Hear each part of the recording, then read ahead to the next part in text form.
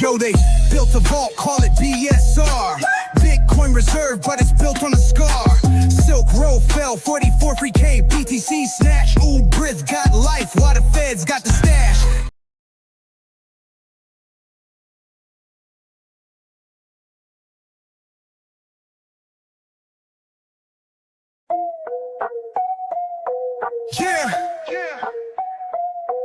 Yo, they built a vault, call it BSR. Bitcoin reserve, but it's built on a scar. Silk Road fell, 44 free K, BTC snatch. Ooh, Brith got life, while the feds got the stash. Venus Act passed, Senate's on the move. Digital tyranny, they got something to prove. Yeah. Hail to the thief, they stole our dreams. Bitcoin reserve built on our screens. I was Zano, confidential layers the key. BTC, ETH, BC's private, now we free.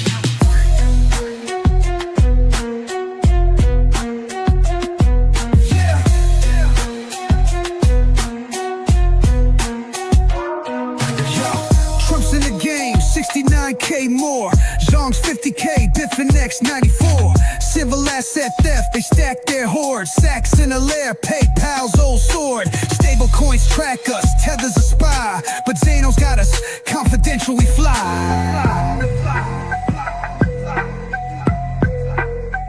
Yeah.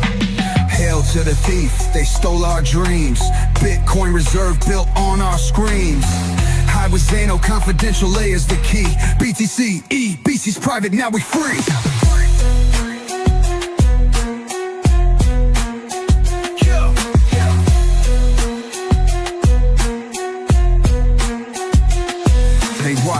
Every move, dollars a snitch. Tether, USDC, they making me twitch. Civil theft, they seize what's mine. But Zano's my shield, confidential's divine. Hail to the thief, they stole our dreams. Bitcoin reserve built on our screens. I was Zano, confidential layers the key. BTC, ETH, BC's private, now we're free.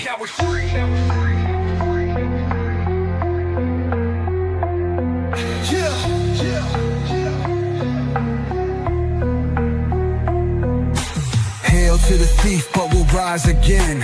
Crypto's our fight, we'll break the chain. Freedom's the goal, we'll make it true. Zano, confidential, we'll see it through.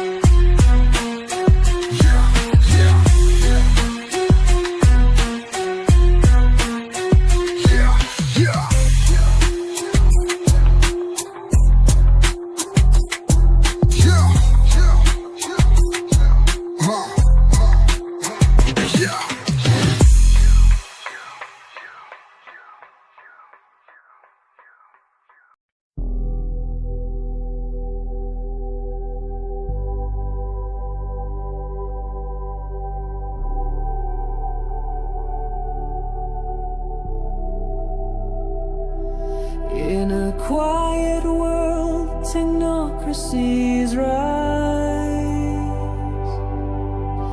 Shadows hide the truth from our eyes. Digital chains, freedom's confined. Silent whispers fill our minds. Wake up from this technocratic dream. Freedom calls beyond the screen. Rise above control, reclaim our lives. Awaken now, open your eyes.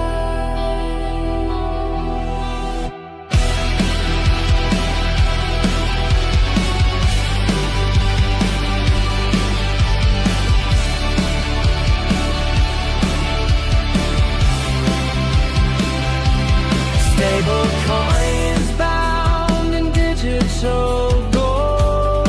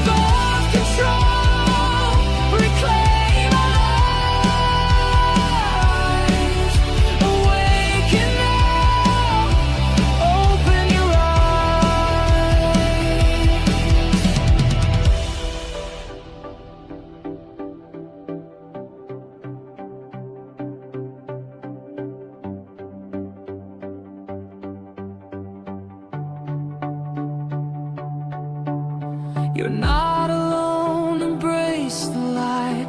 Together we can win this fight. Break the chains, reclaim your dreams. Awaken from technocracy schemes.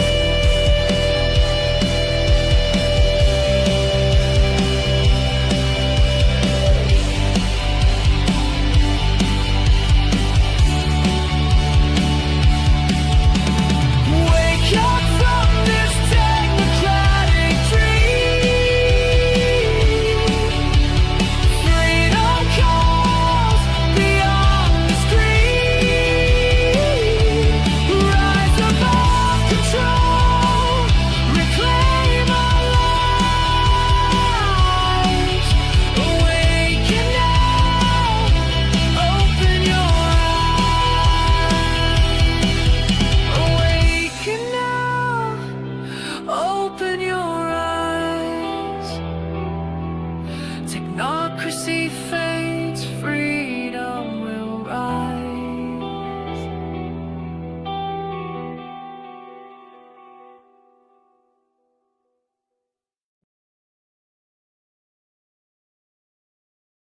As a technocrat, let's dive in. In the early 20th century, a movement began to develop around a political theory known as technocracy, a system wherein management of governments is handled by technical experts, often involving technology-focused solutions. Early proponents of technocracy claimed that the concept would lead to better management of resources and the protection of the planet. However, this system of governance by technological experts and their technology would also involve a loss of privacy, as well as centralization of power and the management of all human behavior.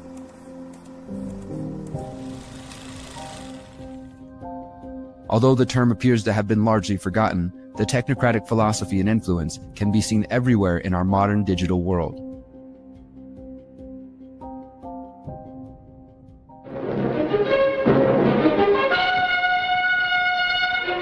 Already beginning to arrive at the huge civic auditorium, where a large receptive audience turned out to hear Howard Scott as he warned of an impending crisis in America's domestic and foreign affairs. One of the most influential proponents of technocracy was a man named Howard Scott, a writer who founded the Technical Alliance in New York City in 1919. Scott believed that business owners lacked the necessary skills and data to reform their industry, and thus, control should be handed over to engineers. The technocrats publicized their vision of a centrally planned world via books, speeches, clubs, and political parties. This resulted in a brief period of popularity in the US and Canada in the years following the Great Depression. As politicians and economists searched for a solution to the financial calamity, the technocrats imagined a world where politicians and business owners were replaced with scientists, engineers, and other technical experts who would manage the economy. However, in the 1940s, mainstream interest in the technocracy movement seemed to dissipate. The ideas that underpinned the technocratic vision received a notable endorsement in 1970 when political scientist Zbigniew Brzezinski released his book, Between Two Ages: America's Role in the Technotronic Era. Brzezinski will be familiar to long-term researchers of the ruling elite. Until his death in 2018, Brzezinski was a diplomat who ran in the same circles as David Rockefeller and former Secretary of State and accused war criminal Henry Kissinger. Brzezinski served as advisor to several presidents, from Jimmy Carter to Barack Obama. He was also a member of the Atlantic Council, the National Endowment for Democracy, and the Council on Foreign Relations. Although Brzezinski's book Between Two Ages substituted the term technotronic for technocratic, the depiction of the future is the same: a world in which the scientific and technological elite centrally plan the lives of all humanity. Essentially, Brzezinski's vision is a technologically advanced, authoritarian-style collectivism wherein individual liberties are subordinated to the apparent needs of the collective. When we examine the world of 2025, we clearly see the signs of technocratic influence. For example, we can see this influence in the wealthiest companies and the most influential CEOs. These individuals are running companies that have amassed large amounts of financial wealth as well as unfathomable amounts of digital data on all of their customers. From Jeff Bezos at Amazon, Bill Gates of Microsoft, Mark Zuckerberg at Facebook, Elon Musk of Tesla and SpaceX, we can see the technocratic ideology. These men and their colleagues in various technological industries wield immense power through their companies, wealth, and cultural influence. These individuals have enough money, resources, and connections to shape elections, geoengineer the climate, and cause dips in the stock market, to name a few examples. They are the technocratic class of 2025.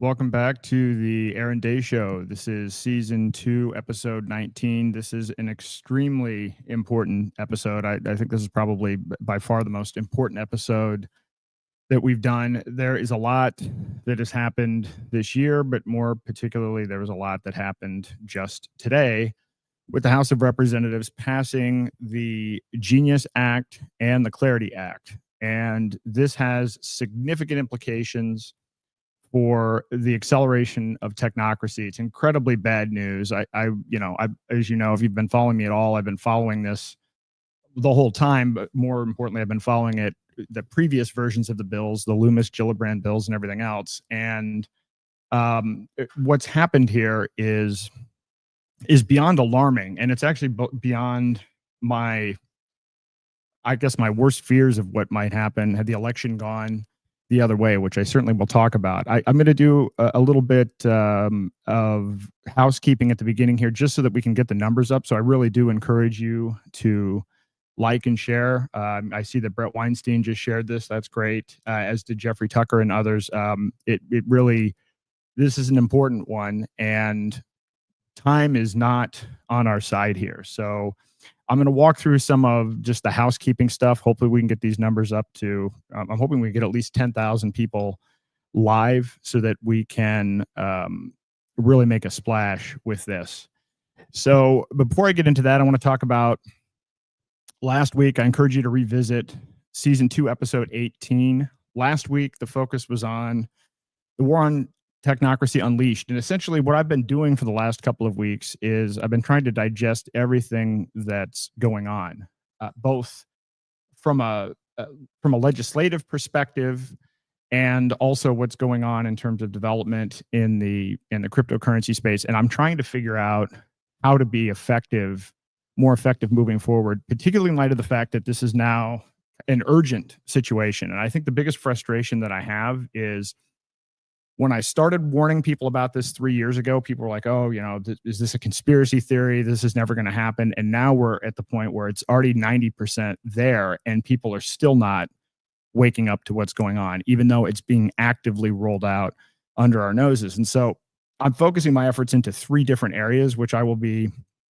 explaining more over the next several weeks. But more specifically, I'm going to be focusing some of my effort on explaining the technocracy takeover, that this is ideological. This isn't about people bringing in technology to make government more efficient. This is an ideological movement. And if you saw the Derek Bros clip in the introduction, that's a great introduction to what technocracy is all about, who's behind it, what the motivations are. But if people don't understand that this is about technocracy and that there is something behind the scenes, then they'll never recognize the problem enough to be able to make the appropriate level of changes. In other words, if you just think that this is a couple of bad apples, or this just happens to be a poor piece of legislation, you're not understanding the bigger picture. And most people don't, because technocracy is certainly not something that's taught in school. It's certainly not something that's mainstream, because the people behind it aren't necessarily interested in people knowing their motivations. So that's one area of focus. The next area of focus, though, and this is critically important, is people taking control of their own free will, taking control of their own actions, their own day-to-day decisions in their life. If you don't do that, we've spent so much time on politics and externalizing things and waiting for white knights to come and save us. No one's going to save us. We have to save ourselves. But in order to be able to save ourselves, we have to be able to be honest with ourselves about the fact that we have all been programmed. And so we need to be aware of that, to recognize that, and to start to take steps to uninstall the program so that we can start exercising our free will, because that's the true way that we overcome technocracy. And then lastly, having done that, or alongside that, is building alternatives to this technocratic system. I call that the revolution will be tokenized. This is about building solutions that are the opposite of centralized, authoritarian programmable, trackable systems. These are private systems. And so I'll touch on that briefly, but again, this is just introductory materials. We get the numbers up. The real focus today is going to be on unpacking everything that's going on with the technocracy in America and the legislative updates today. Next week, I'm going to be interviewing Mike Adams, and we're going to be talking about his new AI, Enoch AI, which is very exciting. When I was doing my fast, I actually reached out to him because I was unable to get any useful information from any AI, Grok, ChatGPT, whatever. Once I got past day 21, the responses I'd get back is, well, you just shouldn't fast this long. And it would tell me, well, it would say, well, this is dangerous. And then what I would query it as to, well, why is it dangerous? What's the evidence that it's dangerous? It would admit it didn't have any. So anyway, Mike actually, his AI was the only system that had real information about this. And so he's trained his AI on completely different data sets than we're used to with these others. And so I'm very excited to have him on because a big part of this podcast is not only describing the threat of the technocratic takeover, but it's introducing people to solutions and things that they can actually do on a day-to-day basis to improve their situation. I want to remind you that I'm now writing for the Agorist Cipher, which is a paid subscription newsletter, along with Sal the Agorist and Derek Bros and John Bush and others. And so I encourage you to check this out. I think it's like $11 a month. You can use code Aaron5 and receive a 5% discount. But again, this is, I'm just being reminded to put on my red glasses. That's true. I got some advice that the quality of the video wasn't good. So I went back to turning on all the lights. So now I'm like blinded by blue light. So now we've got our blue blocker glasses on. So we'll see how that goes. But anyway, check out agoristcipher.com. And then I do want to go through an update on where we are. And this is all related, by the way, in my opinion, to the legislation that was passed today. And, I don't think I've been pulling a lot of punches. I think I've been pretty direct about my view on things, but yet sometimes I feel like I must not have been direct enough. When I started investigating CBDCs in 2022, it was because friends of mine were being targeted by the federal government, Jeremy Kauffman, Ian Freeman, and others, and I wanted to understand why. And when I found out the why, which is that the US government was actively pursuing a CBDC, that 90 countries representing 98% of the GDP of the world were actively pursuing CBDCs, I realized that the reason for the crackdown on crypto was specifically focused on, and while it was a slightly wider net, the most egregious cases, the cases where there was no legal basis to go after these people at all, was at this intersection of crypto and liberty. And so my purpose was to warn people. I was like, well, the sky is falling. And people are like, oh yeah, this sounds ridiculous. And I remember Ian Freeman had me on his show before his sentencing hearing, and we walked through this. We walked through, my bank run manifesto when I ran for president, but we walked through the content of my book and this explanation of, why he had even been targeted. And so the whole point was to warn people. And so it was to prevent what happened to Roger Ver, to prevent what has happened to these political prisoners. I mean, and unfortunately, this stuff has happened, and there's no sign that it's actually letting up. So here's Roger, who is, I don't even know what day it is now. Usually I do a calculator, but he's well over a year since he was arrested initially in Spain. He's still awaiting extradition. I saw today, it looks like I saw there's a Bloomberg article that he's suing the government of Spain, I believe, around the extradition process. But nevertheless, he is still facing 109 years in federal prison for completely manufactured Biden-era charges. I mean, completely manufactured. The DOJ lied to the grand jury. The IRS raided his attorney's office, violated his attorney-client privilege. These are all massive violations of fundamental rights. There never should have even been an investigation. The grand jury never would have moved forward if they knew what the information is. So why is this happening? Is it about taxes? It's obviously not about taxes. Other people settle taxes. Tax settlements happen all the time. Michael Saylor settled for taxes. Roger was never given a number to settle. The reason that he's in the situation that he's in is because he has been the most effective advocate for the use of cryptocurrencies as an alternative to central bank currencies, period. He introduced the world to Bitcoin, essentially, which is how he earned the name Bitcoin Jesus and investing in all these companies. And then he was the first investor in XRP. Back when XRP was only one guy, he's invested in countless projects. People have no idea. I mean, even his website doesn't even begin to scratch the surface. He was the only guy investing in this. So if you're going to roll out a CBDC and you know people aren't going to want a CBDC, the first thing you have to do is kill off the competition. So that's why Roger's in the position that he's in. That's why Ian Freeman is in the position that he's in. Having a popular radio show, in fact, that's where Roger learned about Bitcoin, but then promoting things like Bitcoin not bombs, promoting point of sale systems, promoting real adoption. And what is the agenda here? The agenda here is he wants freedom. Individual freedom for people all around the world, sick of all of the war and violence that central banks fund with their debt-based currency. None of these things are illegal. In fact, these things reflect what American values are supposed to be all about. So these people are all being targeted because they represent American values. This is the most reversed situation I've ever seen. Now, we were told that once Trump was in, the war on crypto was over. And the war on crypto is not over. It's over if you had a meme coin. But interestingly, if you still were somebody that promoted something that would be a threat to either, I would say even now, I'd lump into CBDCs, government regulated stable coins, then you're still a target. And that remains what this is all about. Otherwise, these cases would have been dropped. Needless to say, go to freerogernow.org. Please sign the open letter. And, we have to continue to do everything that we can to raise awareness on this and do a whole variety of things. And I reached out, I think we need to get the America Party on board with the idea of freeing our political prisoners of war, our crypto political prisoners of war.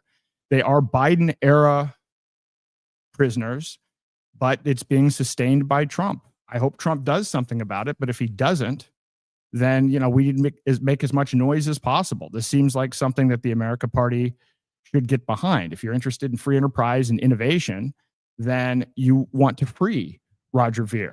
You want to free Ian Freeman, and you can visit Ian's site at freeiannow.org, and I recommend that you do that.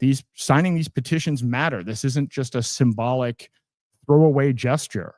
Ross Ulbricht wouldn't be free right now had 600,000 people not filled out these petitions. It helps. It matters. Why? Because frankly, all these politicians care about is votes. So if we can demonstrate that there's a voting block, either for or against them based on their support of these prisoners, then they're going to consider making a change. And let's be realistic. I mean, I look at this very simply. They're a terrorist organization and these are hostages. This is a negotiation. This is essentially about as simple as it can be. Look at Roman Storm. If you're not familiar with his situation, this is another tragic situation.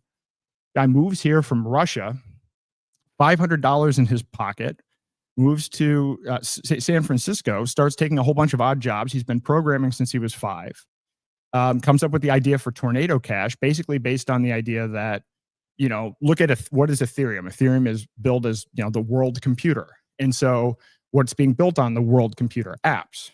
Well, everything's transparent. So the idea that all of the whatever your individual app usage on Ethereum is known and knowable by anyone, that's a pretty big violation of privacy. So that's the genesis of the idea behind Tornado Cash. He has lawyers telling him that what he's doing is legal. He has investors come in, and the investors, when they're kicking the tires, tell him what he's doing is legal. And lo and behold, once again, another example, trying to do something to protect people's constitutional rights. After checking with lawyers, multiple lawyers, now he's being targeted. He's facing 45 years in prison. His trial started just this week in the Southern District of New York. So all 3 of these cases, just heartbreaking cases. Go to freeromanstorm.com if you can, and please contribute to his legal defense fund. I mean, he's already spent millions of dollars, and this case should absolutely be dropped. This case should have never been brought to begin with. And again, to me at this point, I'm losing patience and I'm losing hope in the idea that these things are actually going to be dropped, because this should be an absolute no-brainer. So just a few more housekeeping things. We're up to 6,400 live, which is great. I'm hoping we can get to 10,000, but in any event, we're going to walk through some of the upcoming events. I'm going to be at the Peak Prosperity Annual Summit on September the 14th. That's Chris Martinson's event. I'm absolutely looking forward to this. It was an awesome event last year. The audience is very hands-on engaged in exiting the system and taking practical steps to basically reclaim their free will. I'm a big fan of Chris. I actually did 2 interviews this week with Chris. We're continuing to do what looks like a pretty long series on a lot of the topics that we're talking about here tonight. So check that event out if you can. I'm going to be at Ron Paul's birthday on August the 9th in Lake Jackson, Texas. And we're going to be there talking about, actually, the revolution will be tokenized. So Ernie Hancock, who came up with the Levolution logo, he's excited as I am about Zano as a possible solution to deliver on what Ron Paul was talking about in 2008, which is, the idea of, well, how are you going to end the Fed? How are you going to stop all of these wars? Well, clearly, I think we've learned at this point, you're not going to vote your way out. So what's the solution? Decentralized private tools that people can use themselves. No permission required. So I know a lot of people are going to that, and I look forward to seeing all of you there. And I think there's still tickets left, but that should be a terrific event. And I know Ron Paul probably onboarded more people than anyone to Liberty. I will be at the Brownstone Institute Polyface Retreat on September the 12th and 13th. This is going to be a phenomenal event. This is on Joel Salatin's farm in Virginia. And so there are a bunch of talks. I'm on a panel. I think Brett Weinstein's going to be there, Dr. Malone, Jeffrey Tucker. I love the fact, I like all of the Brownstone events, and the annual event is typically always a wonderful event. But the fact that it's now being held on Joel Salatin's farm is an even better one up, because this is when you're talking about the theme of reclaiming your independence. Certainly, food freedom is one of the top, I'd say, a top 3 topic in that area. All right. With that said, that's kind of that's the background before we start getting into the main event. And I want to frame this by saying as clearly as I can, the battle that we have right now is technocracy versus freedom. This is what it's all about. And technocracy is a political movement. And the idea behind it, it's an elitist movement that says elites will pick scientists and engineers to make decisions for everyone. This is a model that does not value property rights. It doesn't value individual rights. It's actually largely based on a deterministic view of the world, and it doesn't really value free will either. And so this is what we're up against. So it's technocracy versus freedom. And at the end of the day, free will is literally at stake. Our ability to make decisions about anything, our ability to have any agency over our own life is what is at stake in this fight. And so if technocracy versus freedom is the war, tokenization is actually the battleground. And I'm writing a book about this called The Revolution Will Be Tokenized. But I mean, if you've heard me at all, I've been talking about this nonstop, and I've written a number of articles about it, but I have realized that I have to really flesh this out, because a lot of people don't know what tokenization is. But when I say it's the battleground, I'm not being hyperbolic. So essentially, the shortest way for me to describe this is this. The global economy right now runs on centralized databases. Centralized databases have a lot of flaws. They can be hacked, they're centralized, they can be edited. Tokenization represents a natural evolution of the database, and everything will be tokenized. It's not a question of, like, I'm not sitting here proposing, hey, this would be a great technology.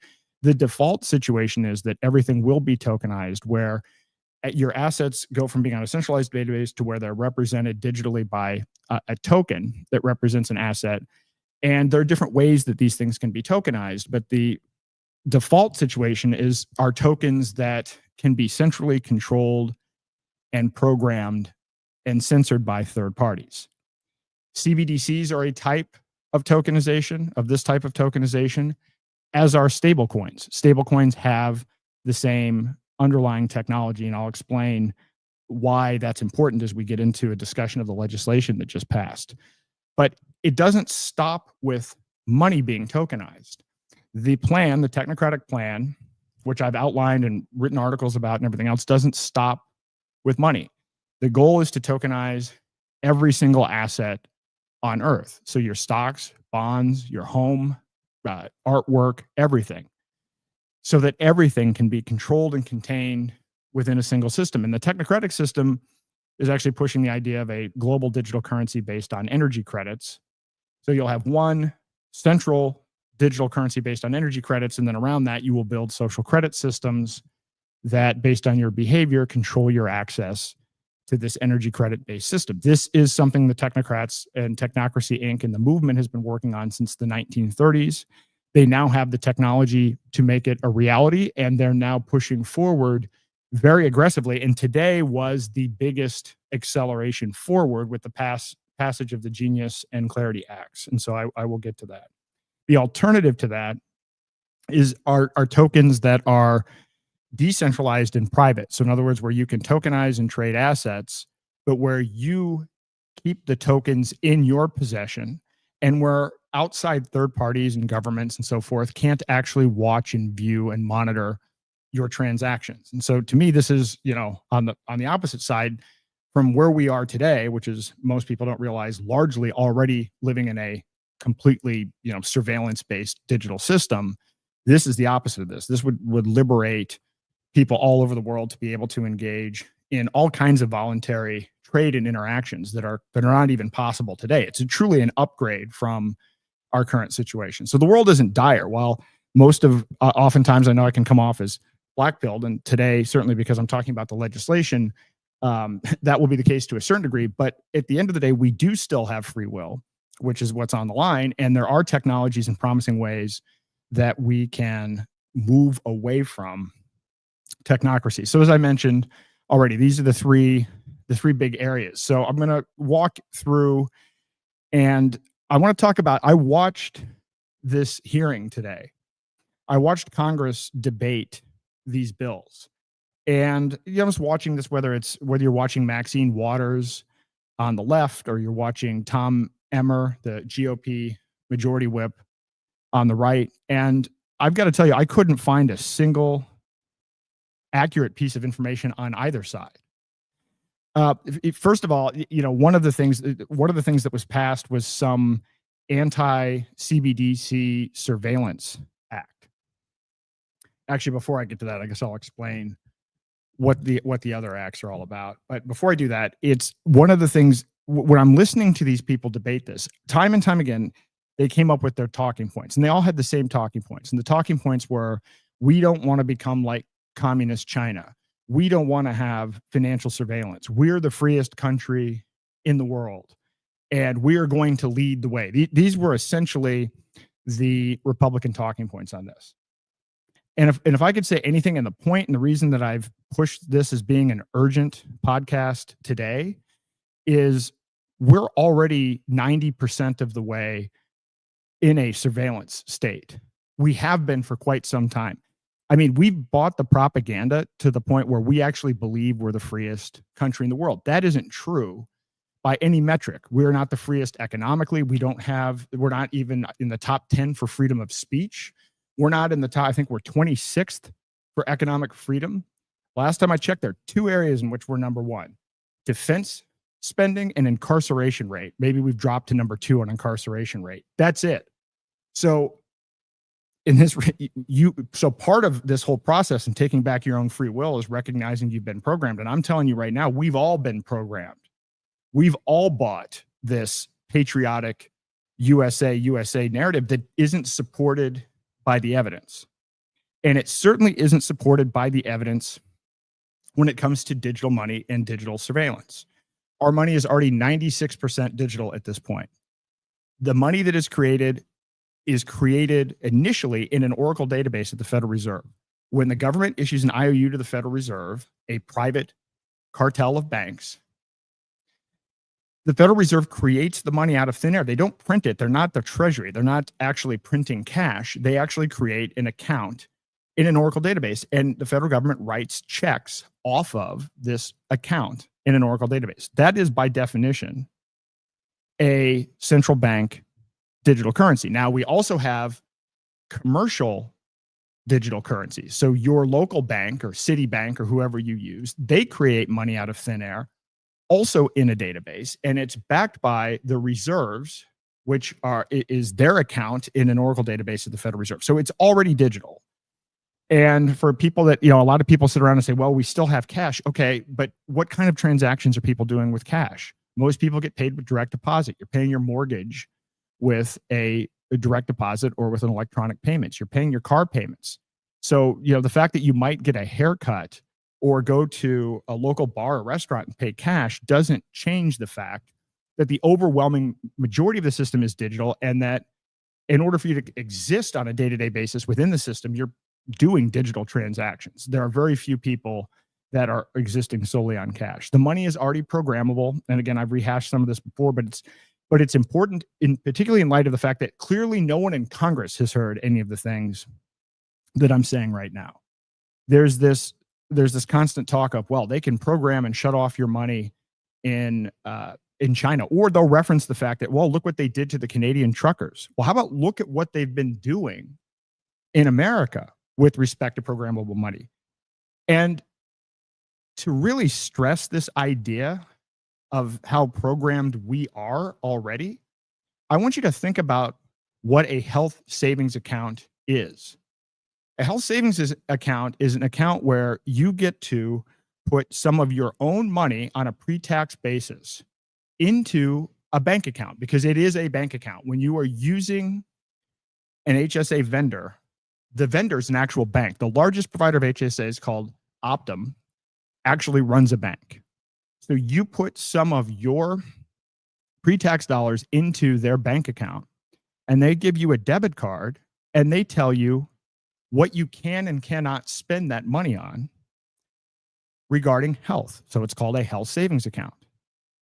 And people sign up for these things and will go around and talk about how much freedom they have because they have an HSA. You put your own money into a bank that has digitally programmed restrictions on it. You can only use this money for whatever your employer or the health plan has deemed are legitimate expenses. And by the way, people, there's pushback on what is a legitimate or not legitimate expense all the time. Maybe you can use the HSA at Walgreens, but not CVS. Maybe you can buy this kind of test, but not this kind of test. Well, if it's about health, why can't I buy food? Can I buy raw milk with it? Can I buy peptides with it? Can I buy, blue blocker glasses with it? No, this is all centrally controlled ultimately by a group of people that sit around and determine what is and what is not an allowable healthcare expense. And we call this freedom. People in the United States believe this is freedom. That is not freedom. That is not choice. And it highlights two things. One, the tax code is our social credit system. It provides the system and the underlying mechanism for incentives and rewards. And then the existing banking system with no changes. There's no blockchain. There's no new technological upgrade.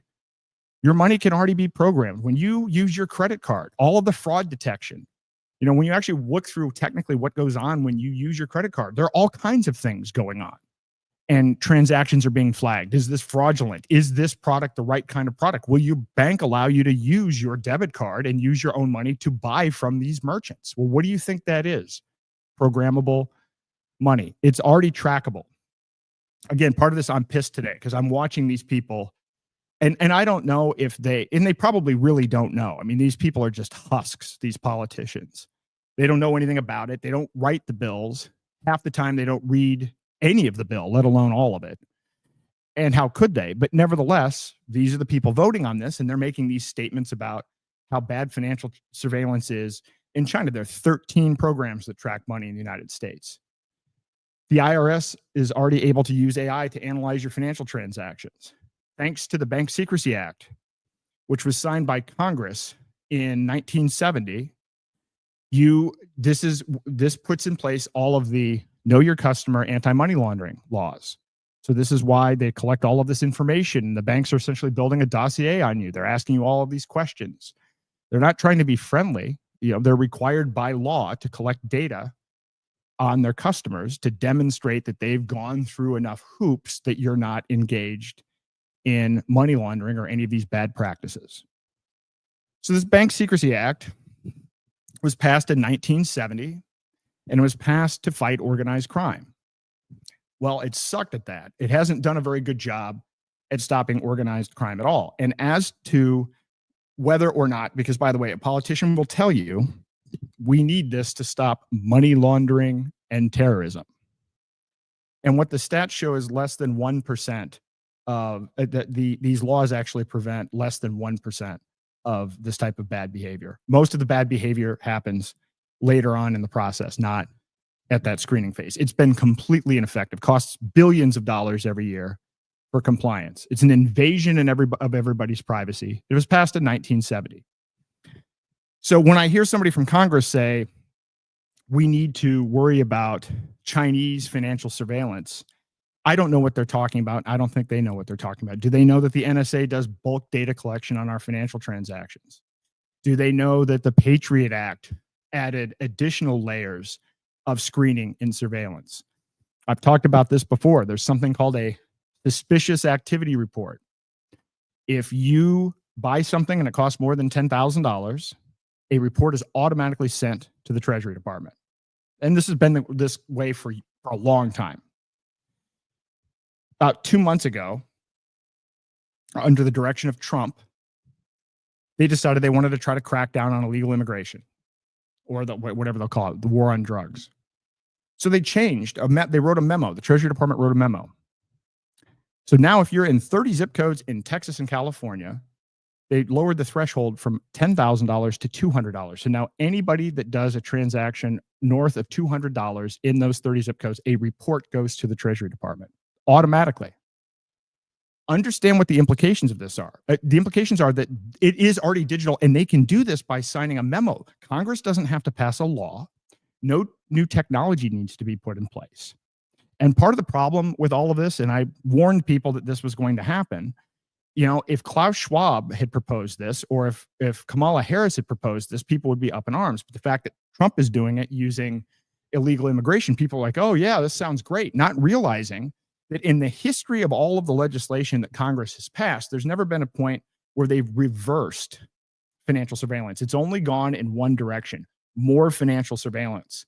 And almost every major emergency from 9/11 to COVID is used as a pretext to add more financial surveillance. And when the emergency goes away, they don't repeal the financial surveillance.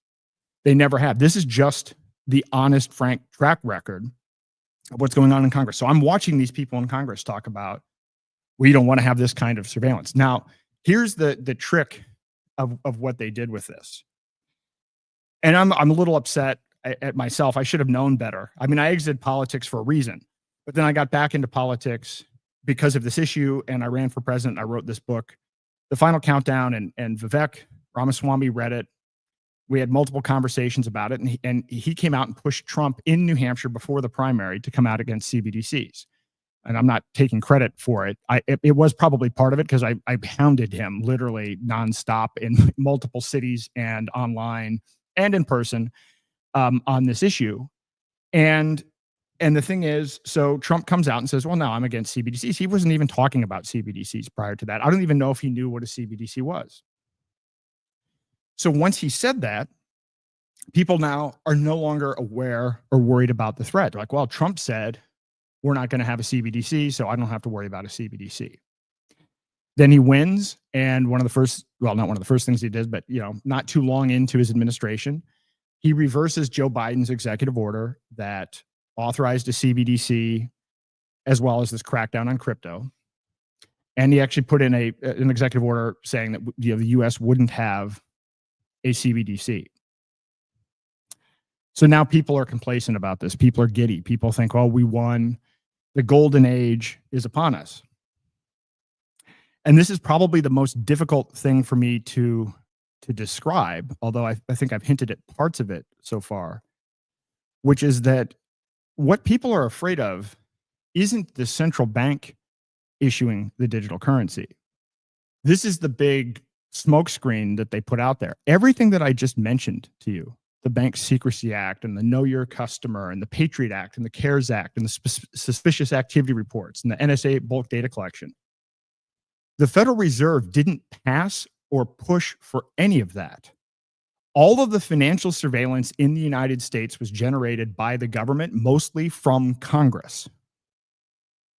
So I want to repeat that. Most of all of the financial surveillance that's been pushed has emanated from Congress. All of these things that we worry about with programmability, trackability, and so forth emanates from Congress. So by saying we're not going to have a CBDC, it misses the point.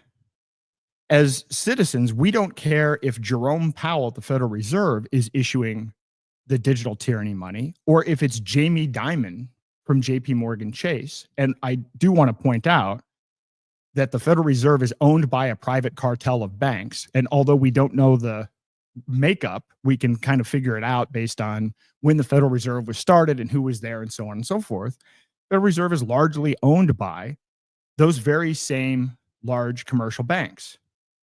So what they're going out and doing and saying now is, well, yeah, we're not going to have a CBDC. We're going to have stable coins, but it's indistinguishable from a surveillance perspective as to whether it's JP Morgan Chase or the Federal Reserve. And they're getting away with this. And the rhetoric and the propaganda around this is mind-boggling. I mean, again, today I was watching this. I usually don't watch these people anymore, but I thought I'd give it a shot. And I'm watching what they're having to say. Well, yes, we're going to have, stable coins. We're going to have free market issuance of stable coins. Well, they put regulations here that make it so that it's only going to be the large financial institutions, by the way, that are going to end up being able to comply with the regulations, which is often the way regulations are drafted. They're intentionally drafted to favor the large incumbent players. But remember, the actual surveillance comes from Congress. That's the source. So they're trying to make it look like the Federal Reserve is the bad guy. The Federal Reserve is useless. The Federal Reserve shouldn't exist, but the surveillance comes from Congress. So now, what have they done? What is this Genius Act all about? So here's, by the way, before I get into that, here's Tom Emmer. Here's the guy. Look at this picture. I mean, how's that for, what is this? Profiles in courage. Look at that pose.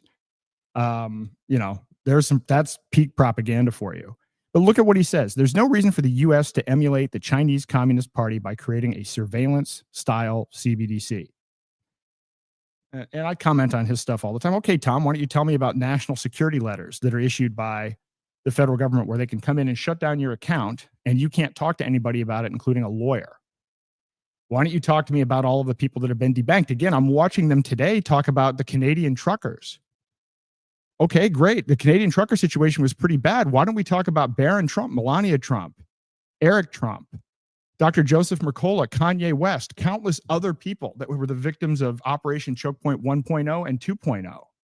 I've been debanked. Hell, most of the people I know have been debanked. If you're in crypto, you've certainly been debanked.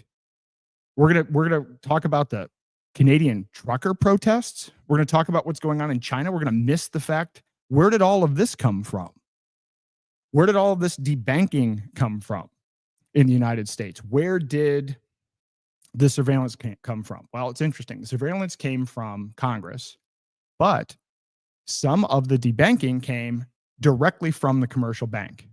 It wasn't directed by the Federal Reserve, and it wasn't directed by Congress. When Kanye West lost his account, when Dr. Joseph Mercola lost his account and his wife lost her account, and I think other executives lost their account, this was at the direction of JP Morgan Chase. This was a bank policy.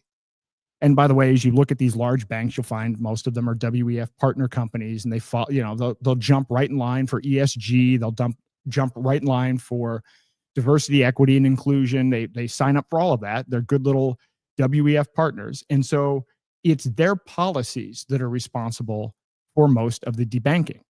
That's not pushed by the government or the Federal Reserve. So I'm watching this whole thing go on, and I'm sitting here saying to myself, boy, I mean, are we brainwashed? I think maybe the most brainwashed people of all might be Congress, because some of them probably actually believe this. I actually think they're so unknowledgeable about how these systems work that they might believe what they're saying. They might actually believe that we don't have financial surveillance here and that all of this other stuff is going on, but it is going on. So Tom Emmer pushes this whole Chinese Communist Party narrative. And then for a brief period of time, Representative Anna Paulina Luna came out and she was against it, saying, well, hey, maybe it's a backdoor CBDC. And so, that lasted for all of about 24 hours. And so here's what they did. So what the Stable Bill did, the Genius Act did, is, yes, we're not issuing a CBDC, which, by the way, was never a threat. It was never a threat from the perspective that the Federal Reserve was going to act unilaterally on their own to create a CBDC without the approval of Congress. They can't do that anyway. That's pretty explicitly defined in the Constitution. But debate today was this anti-CBDC surveillance bill. And I was watching the Democrats say, well, they were talking about how all of these other countries are ahead of the curve on CBDCs. And, they're going to be more competitive because they're working on CBDCs. And it's a shame that we're putting in this anti-CBDC legislation. Well, the United States has been working on CBDC since 2018. We've already built 3 different CBDC projects. All 3 were developed out of MIT. All 3 had funding from Federal Reserve banks, a couple from the Federal Reserve Bank of Boston, and then others from the Federal Reserve Bank of New York. There is a digital dollar, a replacement dollar. It's called Project Hamilton. It can do 1.8 million transactions per second. It has some of the best developers in the world. It has some Bitcoin developers working on it. They started it in 2018. It already exists. I'm watching these people in Congress saying, well, we can't pass this anti-CBDC thing because that means we won't even consider exploring research into CBDCs. And I'm like, we've built the CBDC. It works. In fact, it was built by the same people that hobbled Bitcoin and made Bitcoin slow and expensive and made Bitcoin digital gold instead of digital cash. So this was another area where they were off. And again, is it that they don't know and they really believe they've been programmed, they believe the propaganda, or are they just blatantly lying about the status of these programs? I guess maybe they haven't read my book, although some of these people I have actually talked to and I've given my book, so I know that there's no weasel out on that front. So what the Genius Act does is this. I'd call it the Ingenious Act if your goal is to do 2 things. If your goal is to promote technocracy and your goal is to find a way to sell more treasuries so that you can fund these $2.5 trillion annual deficits, then it's an ingenious act, truly. Because if they tried to push something centrally, based on the way that they've actually propagandized the threat being the central bank acting rogue and creating a digital currency, it would be tough to run a digital currency through the Federal Reserve. But instead, what they've done is far worse. Stablecoins have become very popular. You have 2 stablecoins, Tether, USDC. I'm not going to go into all the detail on this. You can watch my last 3 or 4 podcasts on this because I've sliced and diced this many different ways. At my upcoming interview with Chris Martenson, we go into it as well. But they're very popular. Why are they popular? Why do people want to use stablecoins? Well, I mean, like it or not, and I wish this wasn't the case, but the dollar is still a global reserve currency, and it is what people use and that how people price goods and services still. That may not always be the case. In fact, if you look at the 5 previous global reserve currencies, they only lasted about 84 years. So we've actually lasted a little bit longer than that as the global reserve currency. So, but since most of us our entire lives are used to the dollar being the global reserve currency, it's what we're used to. We're used to things being priced this way. So people like that. But it's very difficult because of the know your customer laws and because of all the banking and because of the technology infrastructure that's a little bit outdated for the banking system. It's very hard for people to set up bank accounts. It's really hard, in particular, for people overseas. And as bad as the dollar is, a lot of other fiat currencies are even worse. So there's a lot of demand. There's demand to have things priced in dollars, and there's demand to actually use dollars where you have a difficult time accessing and actually getting a hold of dollars through the banking system. So these tokens, these stable coins, were a great solution. And a stable coin, just to be clear as to what it is, it's a digital token where, one token represents $1. And presumably the idea is that these tokens are actually backed by something that gives them the $1 worth of value. Now, what are they backed by? That's a whole other question. And there's a lot of controversy about this with respect to, USDC and Tether and how they do this. But I'll give you one example. And Tether hasn't passed any audits, and that's a separate conversation. But at a recent Bitcoin conference, the CEO of Tether said that they had 100,000 Bitcoin and tons of gold. I can't remember the exact amount, but it was a massive amount of gold. So in part, Tether is backed not fully by US treasuries and not fully by dollars. It's backed by other assets, but it's over collateralized so that they can have that peg of one coin equals $1, but have the assets to back it up. So again, these things are very popular. They're run through private companies. And what the Genius Act does is it allows the United States government to capture something that's private and popular and put it under control of the United States Congress and the Federal Reserve.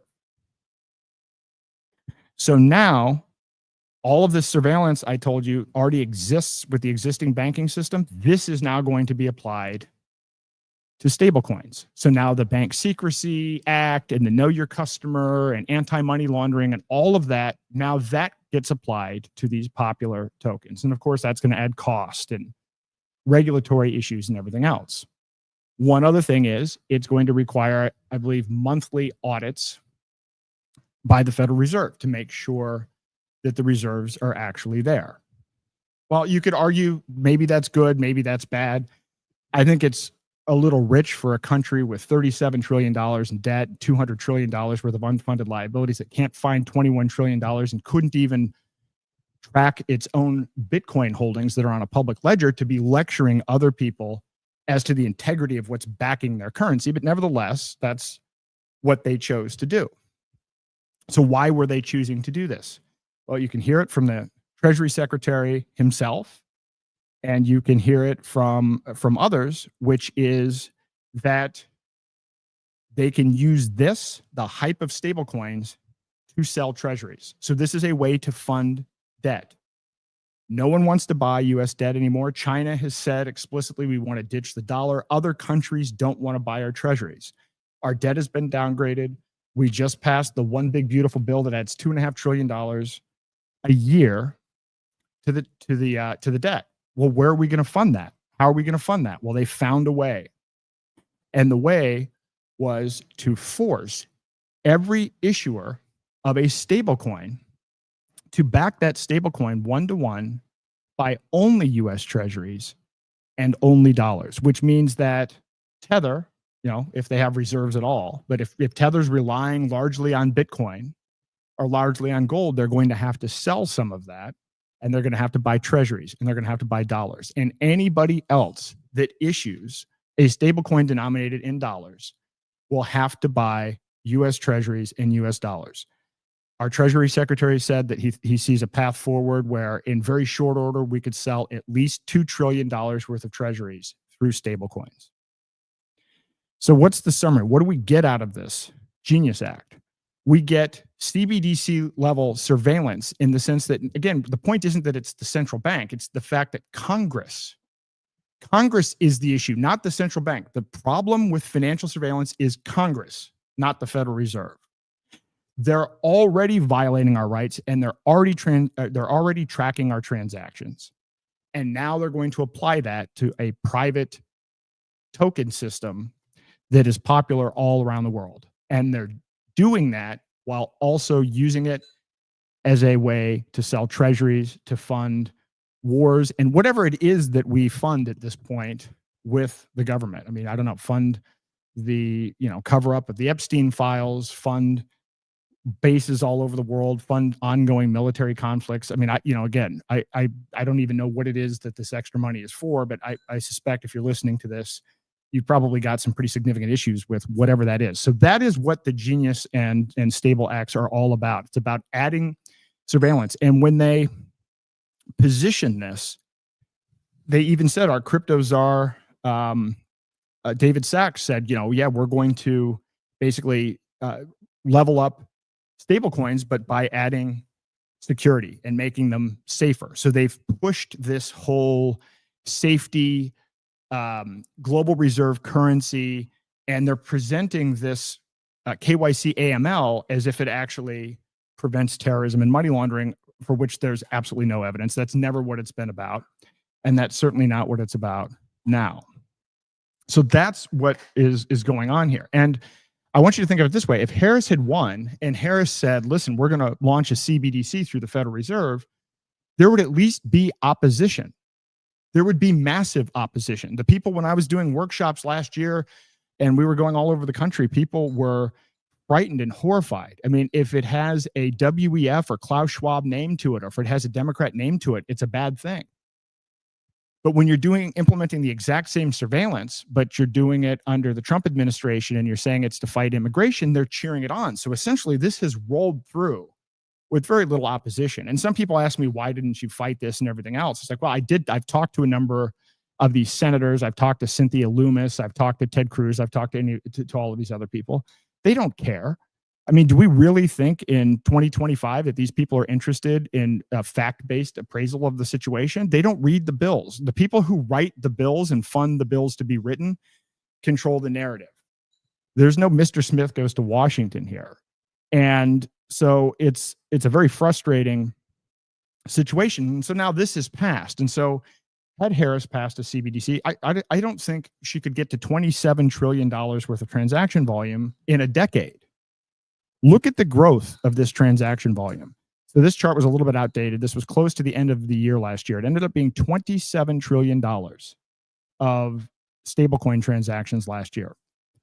At the current growth rate, it's going to be $120 trillion by 2030, more than Visa, MasterCard, and direct deposit combined.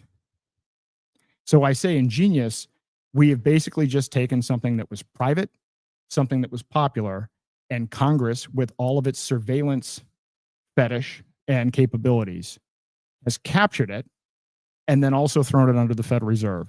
And they're using it to fund debt and the continued expansion of the United States government. That is what's going on with the Genius Act. So no, this is not anything to be patriotic about. This is not anything that differentiates the United States from China or from anywhere else. But I want to point out one other thing, which is when I started this investigation, 3 years ago and started looking at what's going on with CBDCs globally, we have gone from 35 countries just researching CBDCs, with China the only one really doing anything serious about it in, say, 2020, to now 134 countries representing 98% of global GDP working on CBDCs. Over half of those beyond the research phase. 11 countries have already implemented a CBDC. Some of those went back to pilot phase, but they're still actively being rolled out. And when Trump pushed this strategy, other countries took note. Like, for instance, the European Union took note and the ECB took note because they understand what's going on. They understand that what the US is doing is they're using this backdoor strategy to get a lead on owning surveillance coins, on owning surveillance digital money.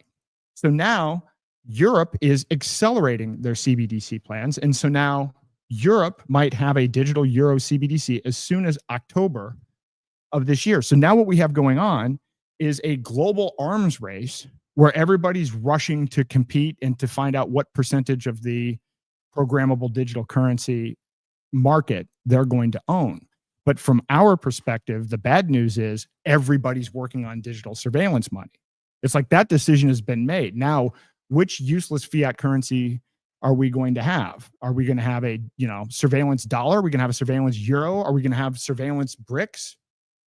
That's the only decision that's being made now. This is all hyper accelerated from where we were a year ago, and people are absolutely asleep about this. And people are buying this rhetoric. Again, this made me sick. I'm disgusted watching these people in the House today. I didn't see a bit of accurate information or knowledge. And so either it's outright lies or Congress is so ignorant and propagandize themselves that, all hope is lost in that front, which of course I would argue is the case anyway. So now let's talk about the Clarity Act. What does that do? So there's, once again, what they say it does and then what it actually does. And let's go back to, I want to bring up the point of how bills often have a name that represents the opposite of what they actually are. And that is absolutely the case here. Like the Patriot Act. What does the Patriot Act have to do with patriotism? The Patriot Act is about surveillance. How is that patriotic? It's not. It's the opposite of patriotic. It's a violation and invasion of our rights. Well, the Clarity Act, and again, they have a whole series of sound bites about this. Well, it's rules of the road, and the market wants clarity. Once again, I want to emphasize that the U.S. is ranked, I think, 26th in economic freedom. We are not the most free, and we are not the most free with respect to financial services, products, or any of these other areas. So if you're buying what you're hearing here, it's not objectively true. People don't look up to the SEC. They don't look up to the CFTC. These are not places that innovators and entrepreneurs look to as exciting places. They are known to be captured by industry players and incumbent players, and they are known to stifle regulation. So what essentially has happened here is this: they have provided clarity. So whereas before there wasn't a lot of clarity, you could innovate and you didn't know what the rules are. The thing is, now you're going to know what the rules are, but the rules are going to quash innovation.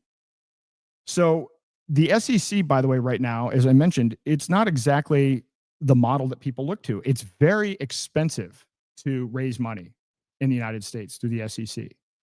It's really something that's designed only for wealthy people. To be able to invest in a company, you have to be an accredited investor, which means you have to prove that you have a certain income level or a certain amount of assets. And now they're requiring you to actually report that. It used to be you could just say you were an accredited investor and that was enough. Now you have to provide proof. So now when you're going to make an investment, you have to fill out paperwork and demonstrate in a verified way what your assets are. This is another way for government surveillance and understanding what assets people have. So this is what's been already going on with the SEC. So people have been complaining about the SEC for a long time, and rightfully so.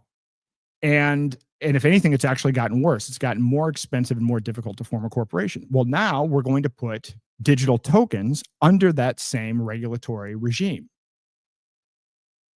So what this means in essence is we're going to be adding CBDC level surveillance to security tokens. And a security token is a token that represents a share of a stock or a share or ownership interest in a bond or a financial instrument.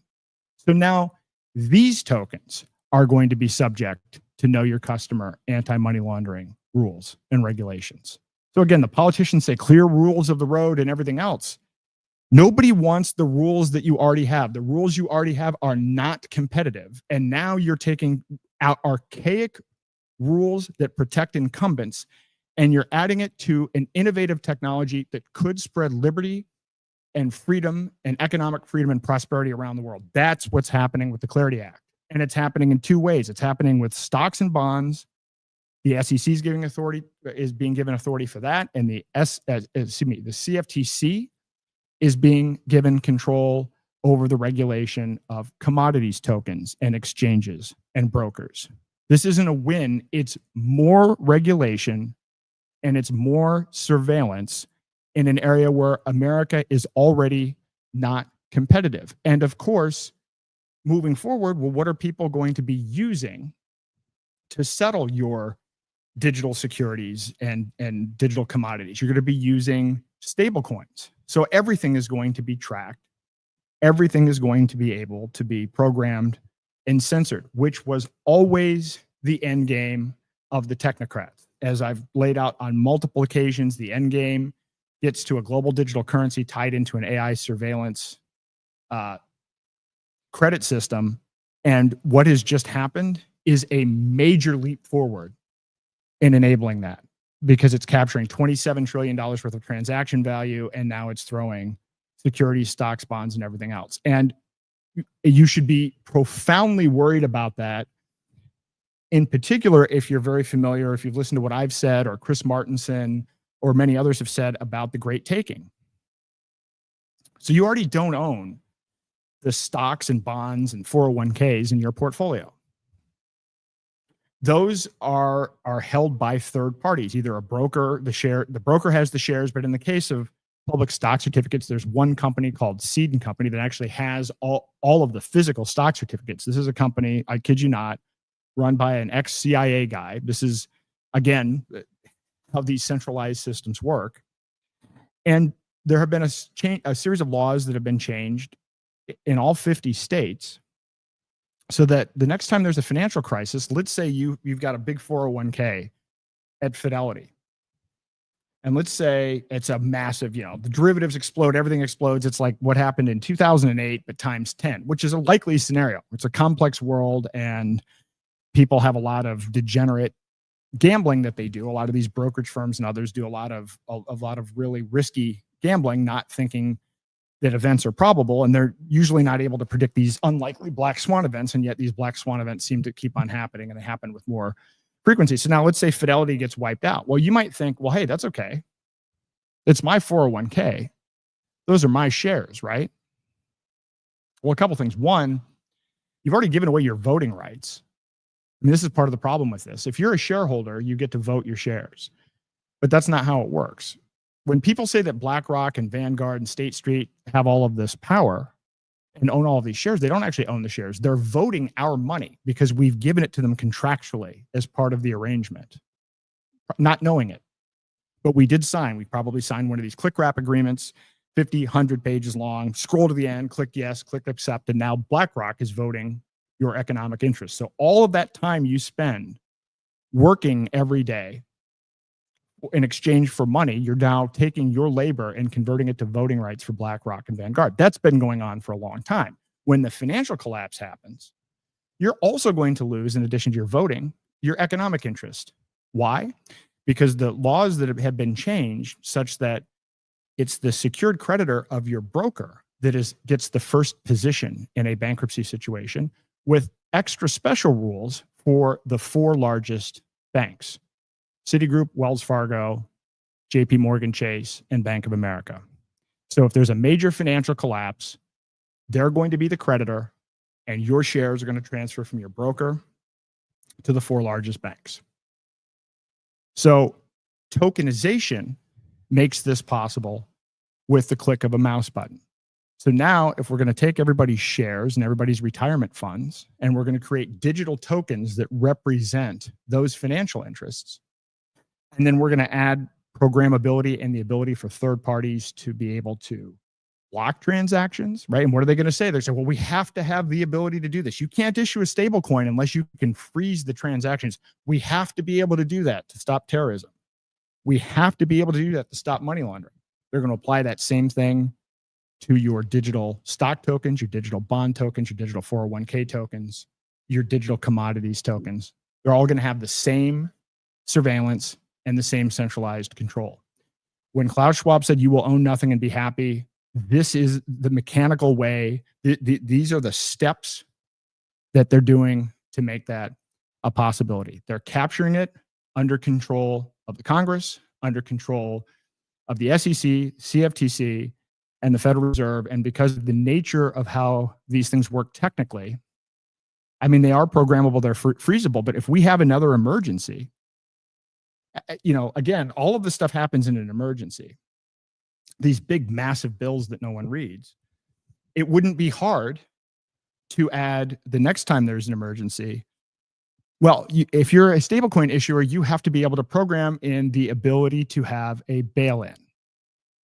What is that? What is a bail-in? I mean, a bail-in is a situation where the token reverts to the issuer or some other third party, like they did in Cyprus several years back. The country was in financial dire straits, and they just took half of people's money that was in the bank. Well, they could program that in with tokens. They could program anything that they want with tokens. It's an emergency matter, and let's say it's a cyber attack or whatever the circumstance needs to be. Now they want to make it so that, well, these stable coins can't be used in these places.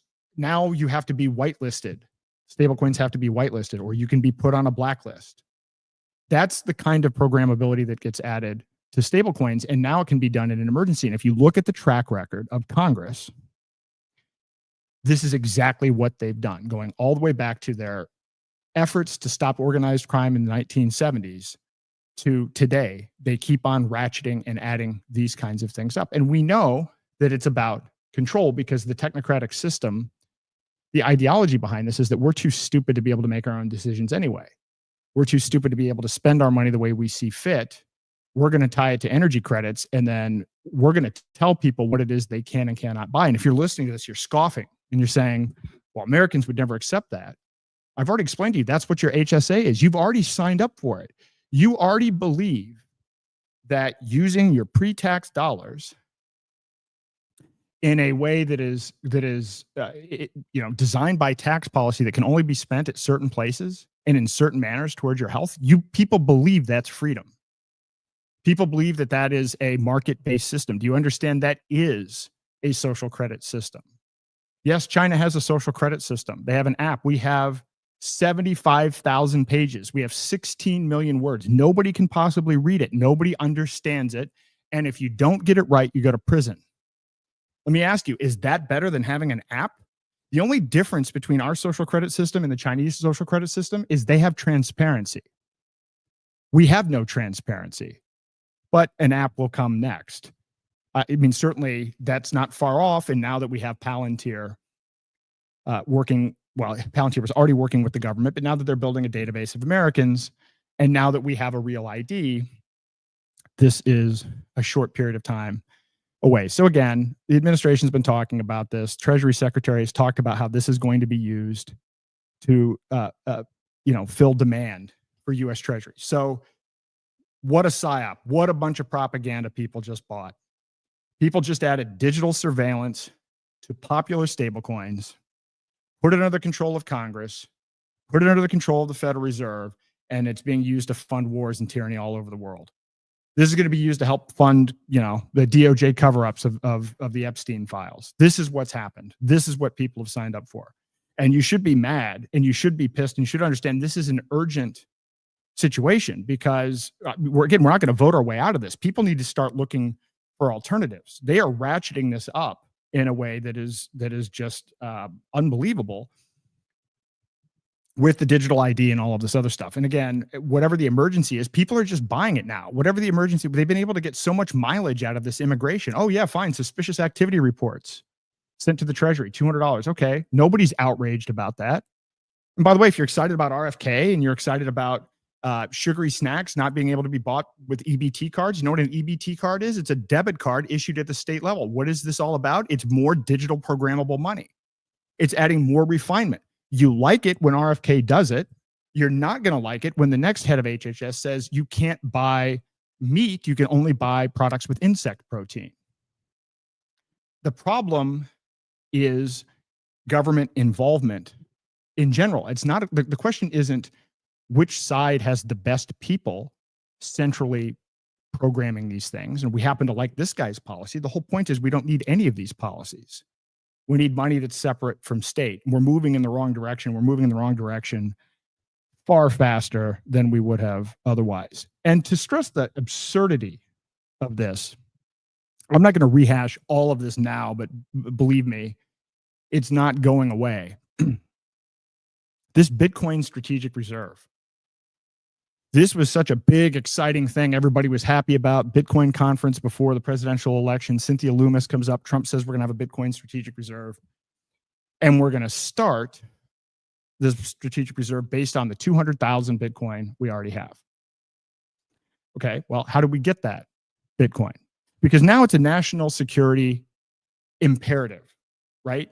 Now the administration has gone out and they've said, the way we're going to be able to pay down our debt and the way we're going to be able to remain the dominant economic player is by the United States becoming the leader in crypto, the leader in Bitcoin. And here comes the golden age. So we had 200,000 Bitcoin that we stole from people like Ross Ulbricht, like Ian Freeman, like people involved with the Bitfinex hack. I mean, none of this was all stolen through civil asset forfeiture. Ross should be given his coins back, by the way. I think he's the largest contributor to that strategic Bitcoin reserve. What did we find yesterday? Now, I don't know. Somebody may have more information than this. I haven't been tracking this today because I've been tracking these other bills. But Cynthia Loomis put out a text yesterday I'm alarmed by reports that the U.S. sold off over 80% of its Bitcoin strategic reserves, leaving just 29,000 coins. If true, this is a total strategic blunder and sets the United States back years in the Bitcoin race.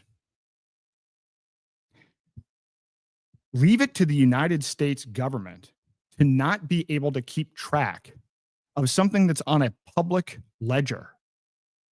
Why would we trust these people to build a Bitcoin strategic reserve? You don't even know, plus or minus 160,000 Bitcoin worth billions and billions of dollars, how much you have. You don't know where it is. You don't know where it went. You sold it. You don't know the mechanics of this. This is something that we're shocked about, that we're surprised about. We've been accumulating this Bitcoins. We've been stealing these people's Bitcoin for, a decade plus.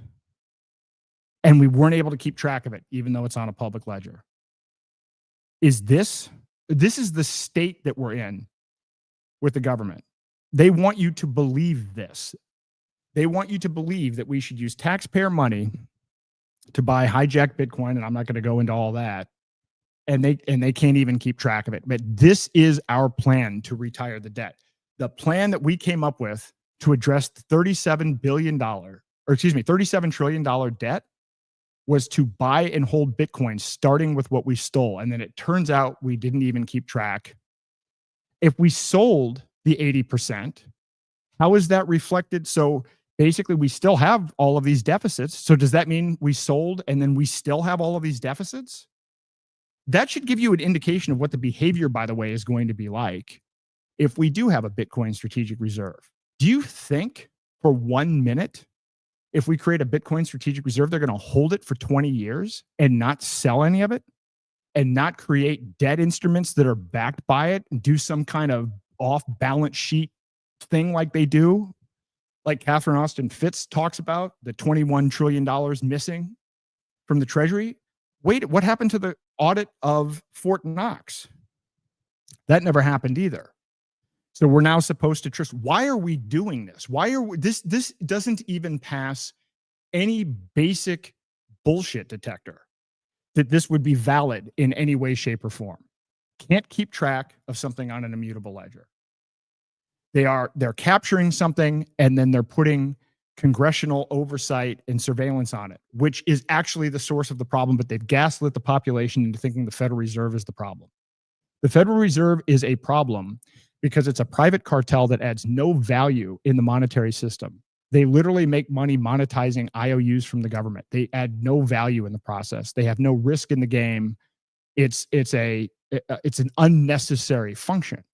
But the surveillance comes from government, and people are buying that we don't have surveillance. People are buying that the Federal Reserve is the source of the financial surveillance. It's a lie. It's fundamentally not true. So I've been saying this, I'm going to continue to say this, but remember, I'm saying this only in the context of what I've always been saying. The solution here is to ditch the dollar and to stop using fiat currencies. Fiat currencies never work.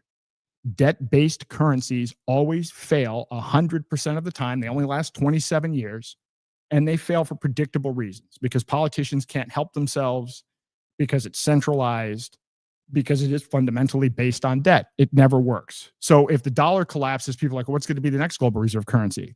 Well, my question is, why are we even trying to do the same thing and expecting a different result? British pound used to be the global reserve currency.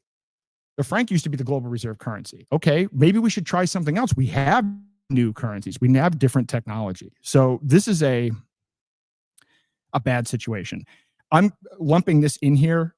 I'm going to get to the interactive discussion part of this, but I did want to, I guess, rant to a certain degree, but also explain how bad this is. And I have to double check because I don't know what made it into the final language, but I know at one point there was language that, remember when I said if your broker goes bankrupt, the large banks will end up getting paid first? Well, at least at one point in time, I don't know if it was taken out or not, but if your bank goes under, people that hold stable coins will get paid out before regular depositors. So that's something to think about.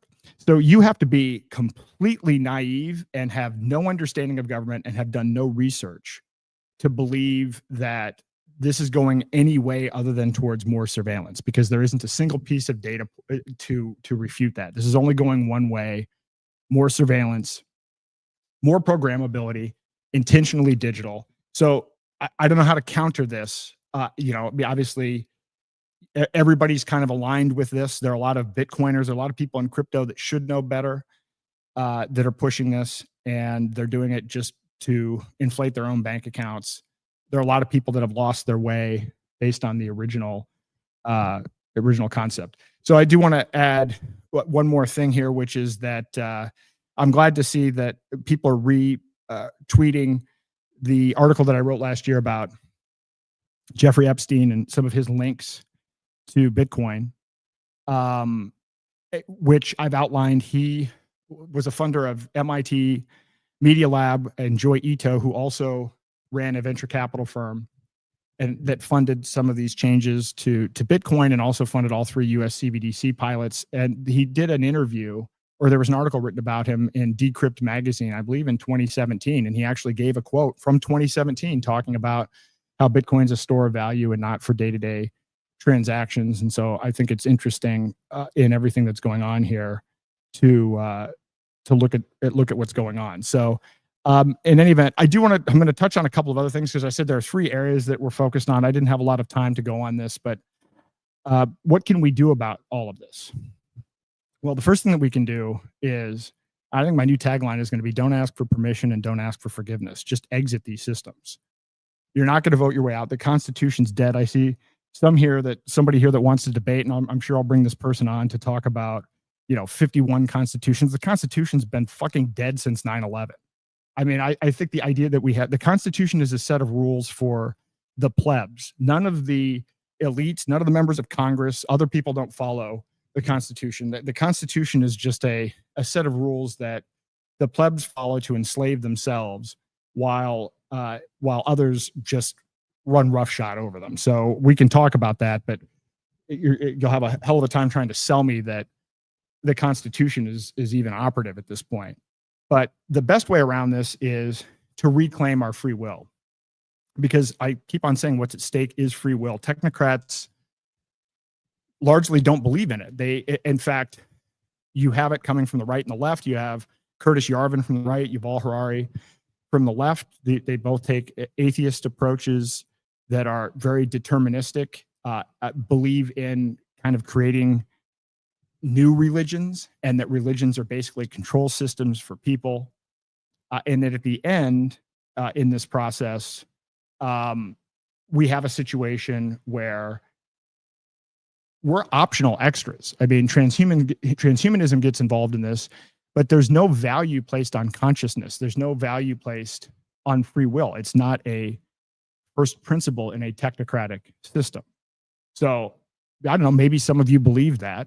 I used to believe that. I mean, I used to be an atheist. I used to be an objectivist, used to run an objectivist organization. I don't anymore. That's a separate conversation for a different day. But I think the way out is to recognize we've been programmed, uninstall the programming, and then make sure, with our newly reclaimed free will, that we're actively in charge of our own programming and not just passively becoming NPCs that are programmed by other institutions and other entities.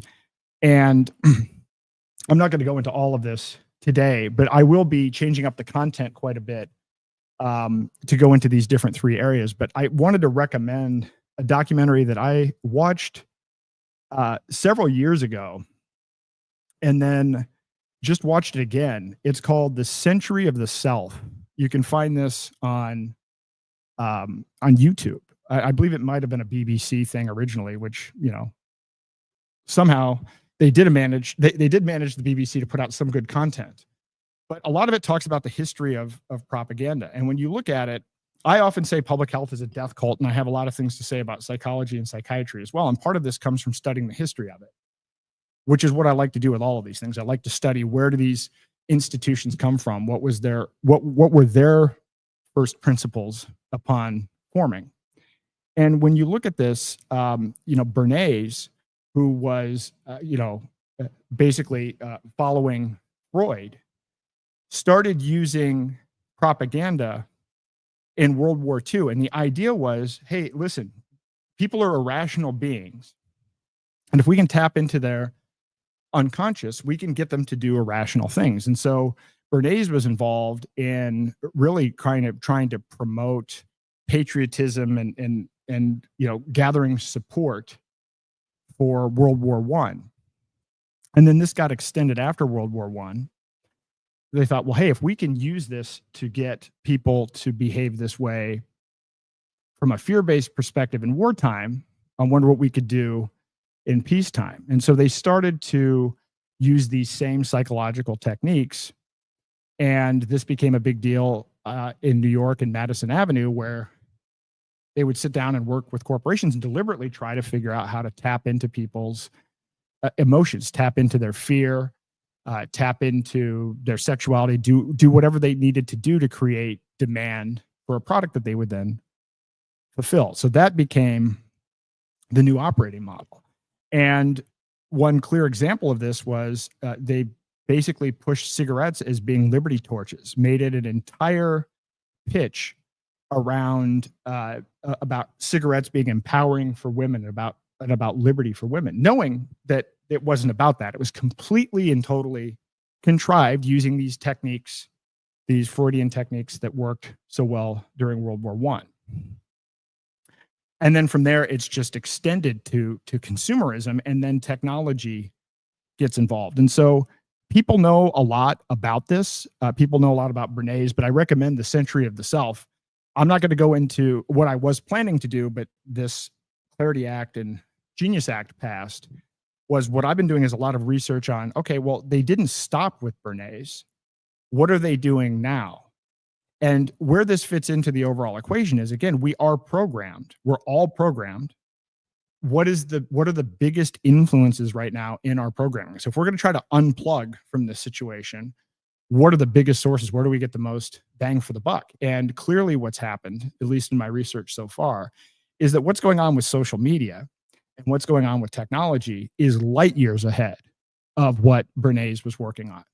And some of it, I'll share it in a separate talk, is just downright, it's eerie what they're doing. But they are very well aware that they can use fear. They're very well aware that they can manipulate dopamine. I mean, they're at the point when they're sitting around talking about this, they're looking at scientifically, well, how can we maximize the impact on these dopamine systems? What are the different techniques that we can do? And historically, it's been largely used by social media to drive more impressions and to drive more use so that they could sell more ads. But as we learned during COVID tyranny, that changed from not necessarily just being monetary in nature, but to being around pushing specific narratives. And, the Brownstone Institute does great work on this. And I encourage you to look at everything about the censorship industrial complex, but I'm going to be digging into how this works, what the algorithms are, and what is really the cutting edge on this. And this relates to this idea of informed consent. We talk about informed consent with respect to medical procedures, but I'll tell you, we sign all these click wrap agreements, but nobody has any idea what they're getting into. No one has any idea what they've signed up for in terms of the level of manipulation that is possible and that's going on with social media and with technology. And I'm wearing these blue blocker glasses because I think it's intriguing, even the idea that blue light itself coming from our screens is something that is used that actually manipulates our dopamine systems. It actually creates an insulin reaction. It screws up our circadian rhythms. It's part of it. Scientists learned early on, you could put an electrode in a bowl and then actually control the electrode using a remote control, and you could get it to stop and you can control its behavior. Then they realized you don't need the electrode. You can actually just use certain frequencies. Well, this was decades and decades ago.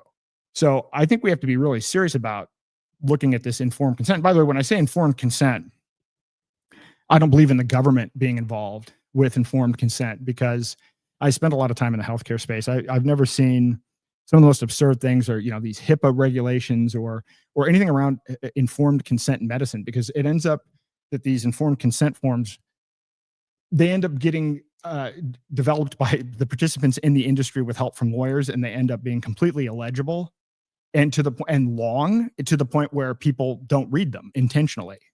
And so I'm, separately, I think there might be a private solution for that. So I'm not going to go any more into that. On the revolution will be tokenized front, this is the solution to this. So again, exit these systems. Don't write your congressman. I mean, again, if we're not going to end the Fed, we can't even audit the Fed. I love Ron Paul. I'm going to his birthday party. But since he wrote that book in 2008, we've doubled the national debt. We've printed more money than up to that point in 2008, right? We're not making any progress. We have one good senator, one good congressman. That's not momentum. And so the key is to build these alternative systems on Zaino. And I'm going to walk through different use cases, specific use cases, and even give people business ideas that they can run with on their own. Basically, anything that you see in the centralized world can be recreated in a way that's private without third parties. So the amount of opportunity for these parallel systems is unlimited. So a lot of people are concerned about, well, I can't exit the system. What will I do? How will I feed myself? There's literally everything is open and available. But I am going to expand and make very clear how this centralized version of tokenization works. And I'm actually I am going to deploy AI to show people this is what life will actually look like under a 17 sustainable development goals with an energy credit based system, not the sketch drawings of a 15-minute city or whatever it is that they're trying to present as this idealized version of it, but what's actually going to happen based on their own stated goals and their own stated incentives. This isn't me saying, oh, well, I'm going to try to come up with what is the worst possible scenario they could come up with respect to controlling water. I'm going to take what their actual stated goals are and translate that to a social credit system. So that's going to be a good exercise, because what I want people to know is that's the default.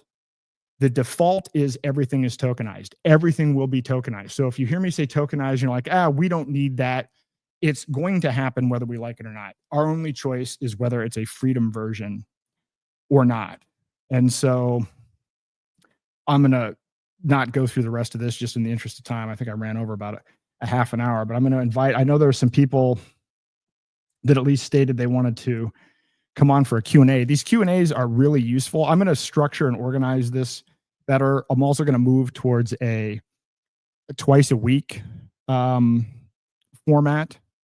I want to go into each of these three areas, but I also want to get interactivity and an interactive panel because there's a lot of really good information that comes out of the discussion. Sometimes it's, I want to present, there's information that needs to be presented.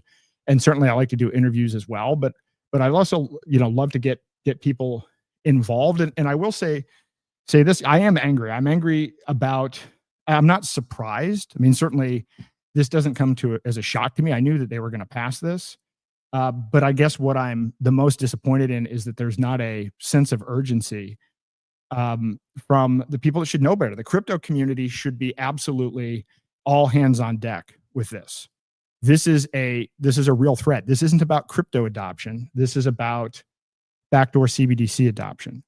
The original promise of Bitcoin was the separation of money and state. This is Congress and the Federal Reserve controlling a digital token that's backed by fiat. That is the opposite of the separation of money and state. That is the opposite of decentralized. We've completely and totally lost the plot, and what hangs in the balance is free will. It's no longer just hey, this would be nice to have. Wouldn't it be cool if we could bring more freedom? If we're not successful at building some of these alternatives, then digital prison is the base case. So I put the link here in the comments, and I know several of you said you were going to show up. I know maybe it's a little late, but let me see if some folks want to hop in here and we can just talk about either these bills or anything related to solutions. I want to be clear about this. My focus on this isn't just to black pill people. It is to start talking about what can we do on a day-to-day basis to stop participating in public health, to stop using the dollar, and to start building alternatives. I'm actually not a doom person. I'm actually pretty optimistic. I think we can have a much better outcome in the future. I think that the current case that we're in is actually really bad. I think that the fact that we have digital programmable money, the fact that we do have a digital ID, the fact that all of these things are already true is a testament to how effective American propaganda is. It's a testament to how effective the mainstream media has been, how effective the government has been, how effective government schools have been in actually propping up this idea that America is still this land of the free, because we haven't been for a long time. We're not the top in the rankings. And that's not just to bash America, but if you don't recognize and understand where you really are, if you're not brutally honest about the current state of events, you're not going to improve things. So, all right, anyway, let me share this, the links around here. Again, if anybody wants to hop on, and I guess I'll take some questions in the meantime if you want to put them in the comments. Let me see here.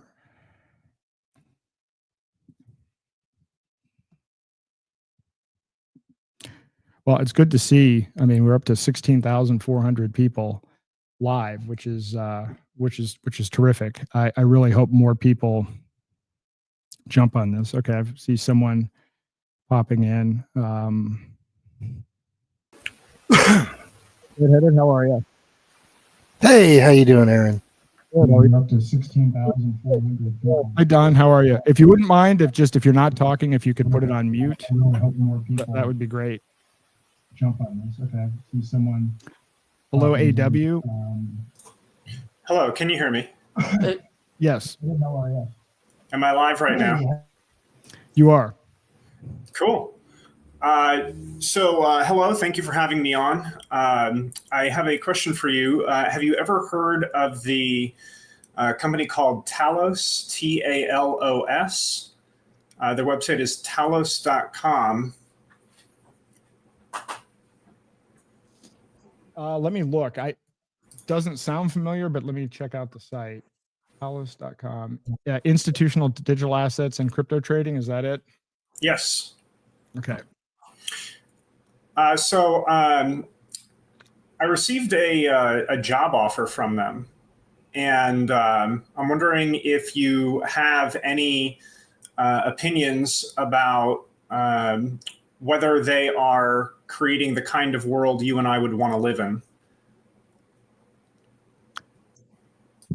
I will take a look at it. I mean, I don't want to give you well, actually, I can give you kind of I'm looking at who the institutions are. I suspect the answer is no. I just simply based on, and I spent a lot of time, I've been involved with the digital asset space since 2018, and I spent a lot of time with Ravencoin, and I won't go into all the background on that, but it's a fascinating story. It's probably the second worst hijacking in crypto, which this was Patrick Byrne, who is the CEO of Overstock, was actually in the process of transitioning Overstock to being a blockchain only company. And his idea was, just as Bitcoin got rid of the third parties for money, which hasn't quite turned out to be that way, but you can use blockchain technology to disintermediate in every industry. So he came up with this concept of a blockchain tech stack for human civilization, voting, supply chain, capital markets, all of these things could be disintermediated using blockchain. It would be transparent. The world would be a much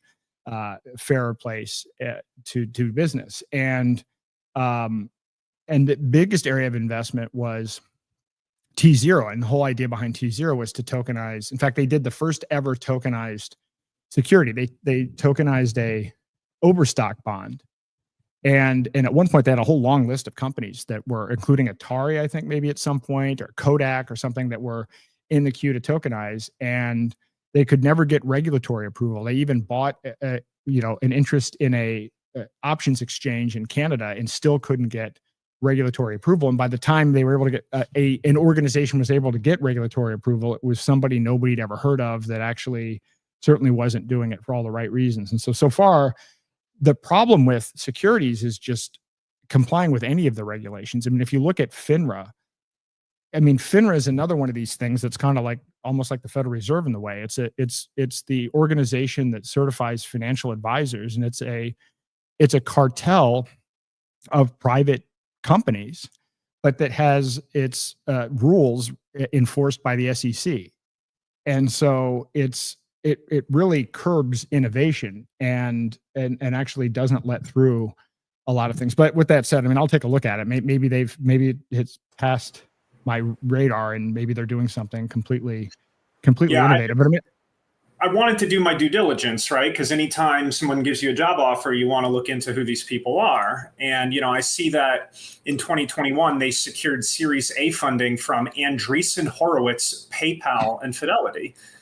And these are names that I associate with the neo-reactionary movement, the network state. These are the people who want to build the technocratic GovCorp.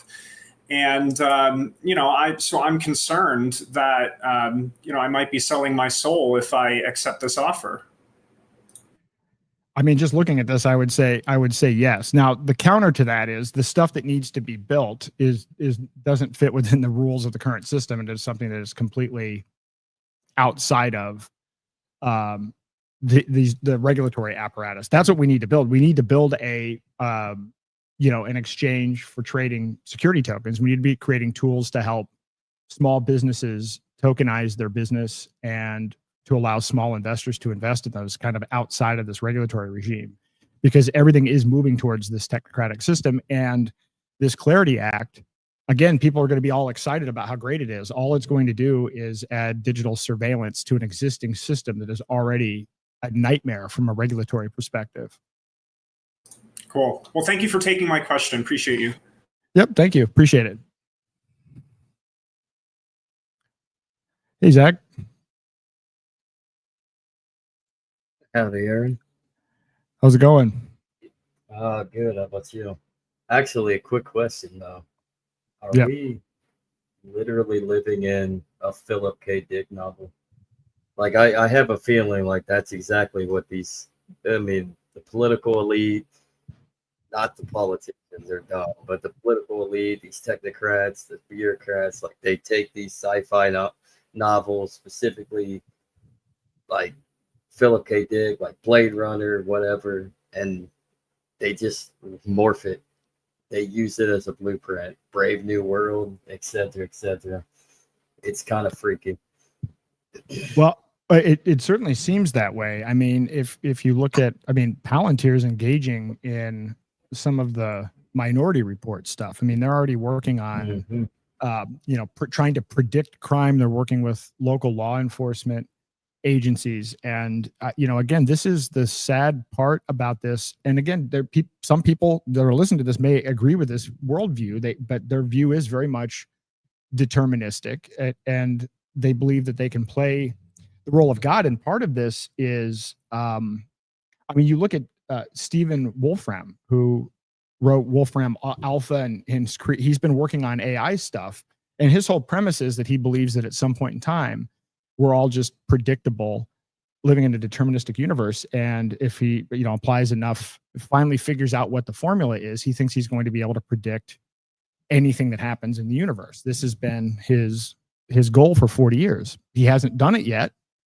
But a lot of these technocrats have that same view. They believe that they're going to be able to take their Newtonian view of the world and apply AI to it. And at the end, they're going to be able to control everything, because at the end, we're just these mechanistic machines without free will or without any value or importance in consciousness.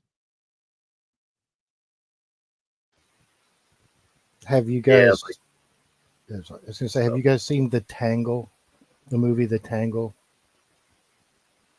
The Tangle or the Tango? No, The Tangle, as in tangled knot. No, I haven't. I actually haven't even heard of that. Oh, incredible movie. But kind of what Zach was saying here, being in a Philip K. Dick movie or whatever, I believe that many of the cabal that run a lot of things believe they have to tell us what they're going to do before they do it. And obviously Hollywood, we know, is seeped in this stuff, and that's how they do a lot of this. And you can find movies on COVID. You can find movies on, pretty much everything they've done to us. over the past 30 years, you can find a movie about it before it comes out. Yep. And recently, I've heard about it for years, but of course, recently, a lot of credible people, or people I consider credible, like Catherine Austin Fitz and everything, are talking about the circuitry they're putting in the food and spraying in the air and putting in the jabs.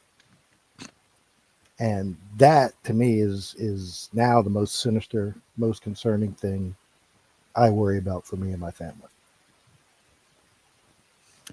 Yeah, I think there's definitely cause to be concerned. I don't know if you saw this or not. I've had Mark Passio on a couple of times. I had him on with a panel with Michael Rechtenwald, and then I actually was at PorkFest and he came on. And if you know anything about Mark's background, he used to be he was recruited into the Church of Satan by LaVey. I mean, they were grooming him to become a high priest in the Satanic Church. And, you know, his background was, he had a kind of a bad upbringing, really smart guy, IQ off the charts, but kind of went to the dark side, didn't have a lot of direction, didn't have a lot of purpose. This was appealing when he was recruited.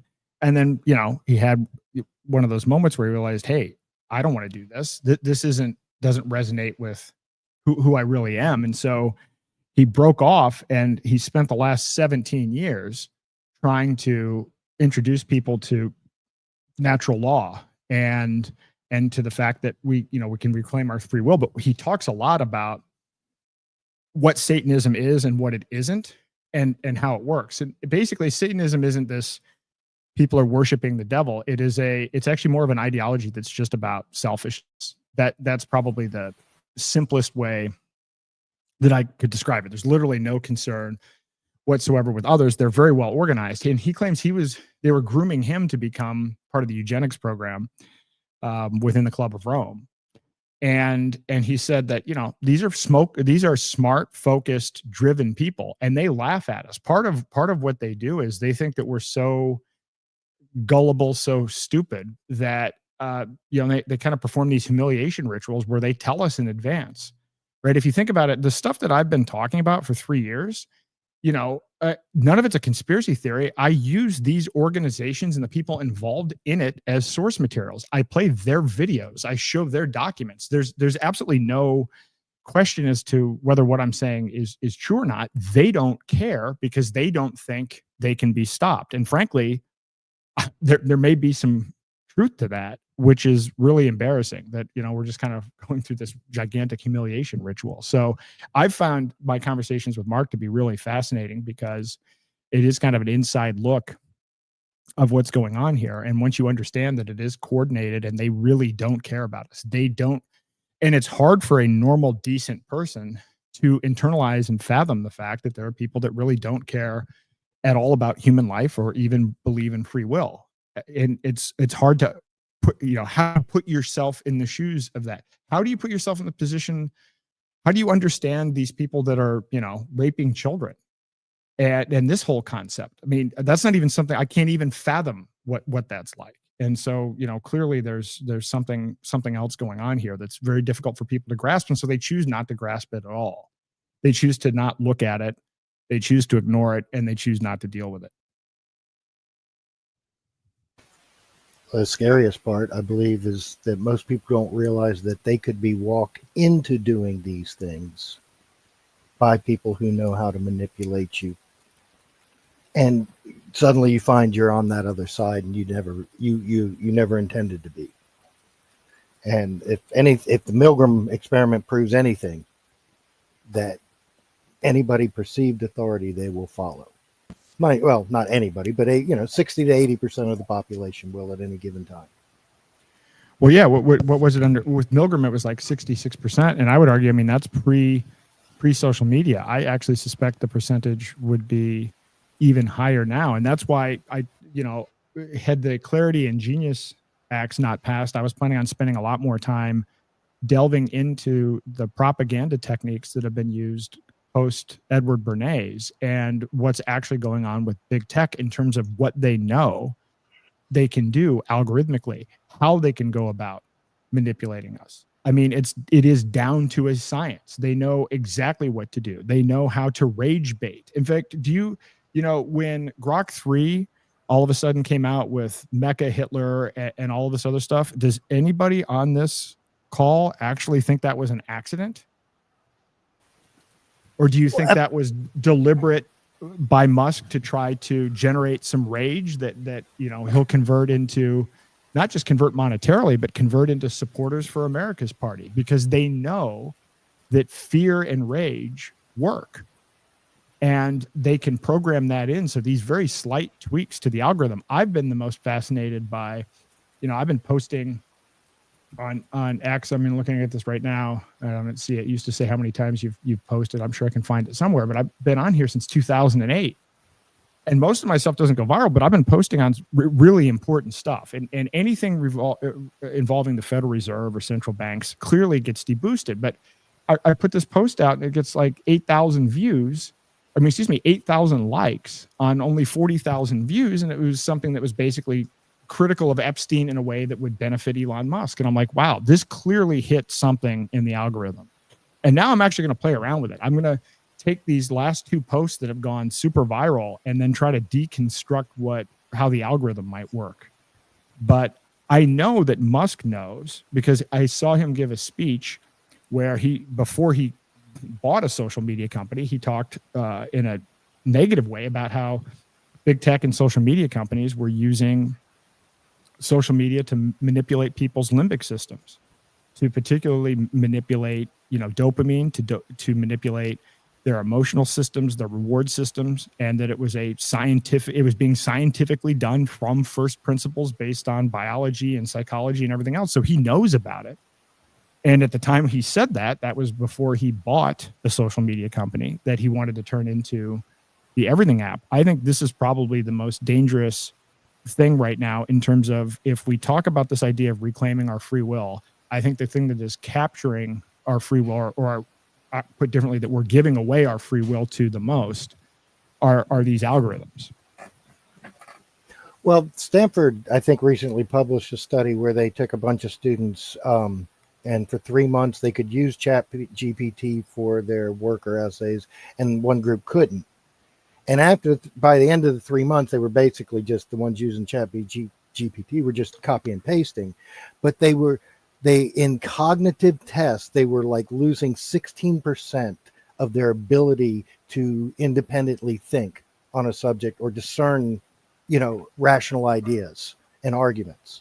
It was within simple 3 months, they were proving a decline in their ability to think, which was, to me, was, you know, there's the ultimate goaler. That's why we have, 50 LLMs that anybody can use for free and cheat on everything, you know, that requires thinking. And of course, they're all wrong. They're all lie. You mentioned Grok lying. They all lie constantly about everything. And then you correct them and they correct themselves. And, you know, I try to stay away from them, but even the ones I consider good or trying to be good, like maybe Venice. Have you guys heard of Venice? Yeah, that one's I use Venice. Yeah, then if I'm going to use one, that's what I use. But I'm not signed up for any of them. It's kind of funny because I'm part of a community in an AI project, but it's for kind of like a Ravencoin type project where it's for the people, open source, not corporate controlled. Yep. Yeah, I mean, I saw that report that you know, ChatGPT was causing people to have profound, you know, psychological problems and all of this other stuff. And you know, again, it's just like with crypto. The technology isn't necessarily a good thing or a bad thing. It could be used for improving and increasing free will, right? If free will is about making choices, then in theory, this technology could enable us to have more decisions and to be able to express our free will in more abundant ways. It could be used that way. Unfortunately, the technocratic version of it doesn't work like that. The technocratic version of it involves the AI making decisions for us. It strips us of the free will aspect of it altogether. And that's how it's being rolled out. this Musk thing is, it's frustrating. The 2028 election's already been won by technocrats. JD Vance is a technocrat handpicked by Peter Thiel, who is a proponent of Curtis Yarvin, and he's the front runner for the Republicans. And then Musk is a technocrat running America's party. The technocrats already won. And part of the issue that I have with this is that people are still sitting around. They'll pick polarity on anything. They got to pick a side on everything. Red versus blue, Coke versus Pepsi, Andrew Tate versus Jeffrey Epstein. It doesn't matter. They've always got to pick a side on something. And so we were sold this idea that Western civilization was going to collapse unless these white knights in the form of Trump and Musk and RFK came in to fix things. And they came in and they certainly not only haven't fixed things, but as I think I've hopefully effectively laid out, they've jump-started technocracy in a way unimaginable by Harris or even by Klaus Schwab. And now there's division between them, and now people are picking sides. So rather than saying, hey, listen, remember when we bought this whole idea that in order to save ourselves, we have to believe in these people, and that didn't work, and now we're going to pick sides as to which one of them we're going to believe will fix it next time. And that's actually working though, right? I mean, if you look at it, that's actually panning out. Nobody's taking a step back and saying, hey, wait a minute. We're letting the people that are protecting pedophiles and the people that have a Bitcoin strategic reserve that they've created by stealing Bitcoin from other people through civil asset forfeiture, we're letting them regulate digital tokens and stablecoins. We're letting them pass Bitcoin strategic reserve legislation, forcing taxpayers to buy more Bitcoin that they can then control and manage. Like, at some point, don't you take a step back and say, why would we allow and give these people any authority to do anything? They don't deserve any authority or control over us whatsoever. I mean, it's actually really demoralizing when you think about the fact that we allow these people to have this kind of power without even thinking that, hey, you know what? I could just not participate in this system. I'm just out. I'm just not going to use the dollar anymore. Great. RFK wants to tell people that, we're going to push wearables. I'm out. I'm not going to participate in that. And that's it.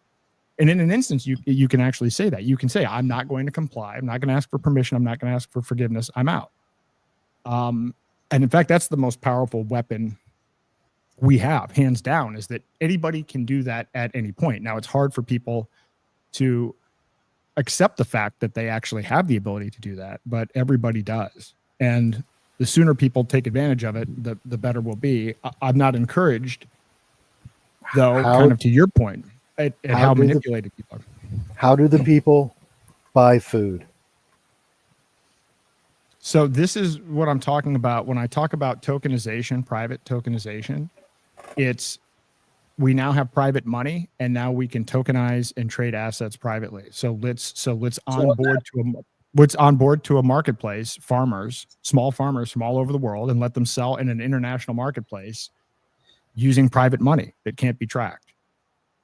We can do every aspect of society where we look at how can we do this. Everything can be done in this way. There's unlimited opportunity available for anybody who wants to build an alternative solution in these areas. And by the way, this isn't a hard thing to sell to farmers, and it's not a hard thing to sell for people in the health freedom community. Why?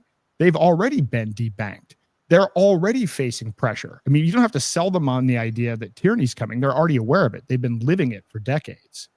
Unless they buy, I really am beginning to, question a lot of things and, about the assassination attempt and everything else. I mean, honestly, this whole Trump administration seems like a psyop at this point, because talk about disarming people, getting people complacent, and then pushing the thing themselves that they said that they were against.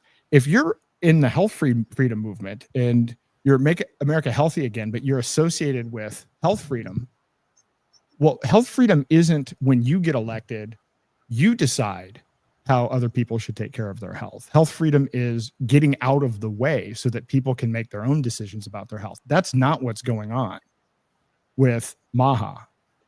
And I know, because I know a lot of people in Maha, people are absolutely furious about what's going on. So I don't know. I've been trying to do this for 3 years, is to get people to just exit and just do it. Stop buying from these people. Stop watching mainstream media. Turn it off. Pull your kids out of government schools. Start now. And I know people have a lot of fear, but the thing is, once you understand what's going on, you understand that the default is a digital prison. The default isn't our So I got a perception. Yeah. I got a question. Yep. Go ahead.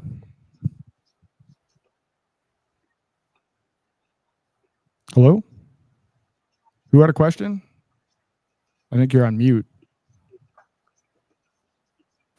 I think that was Don. Don, can you hear us?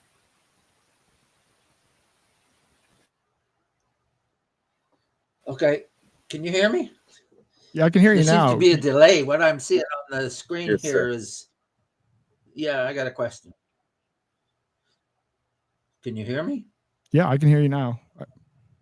Yeah, I got a question, but everything seems delayed on this screen. Anyway, I'll just ask the question if you can be patient.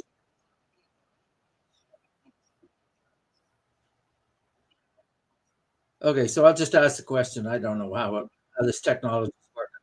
So if I want to start, if I want to be, wow, holy jumping. I'm hearing double. Just let me turn this off. Okay, so I want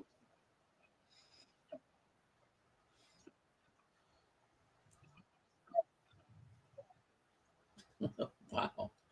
I'm sorry about this technical junk. If I want to get off the system and I want to buy I don't want to download the, oh, I can't do it. I can't hear this. I'm hearing my own voice come back at me and it's interrupting. Well, can you turn down the volume or mute your volume while you're talking, and then when you're done talking, turn the volume back on?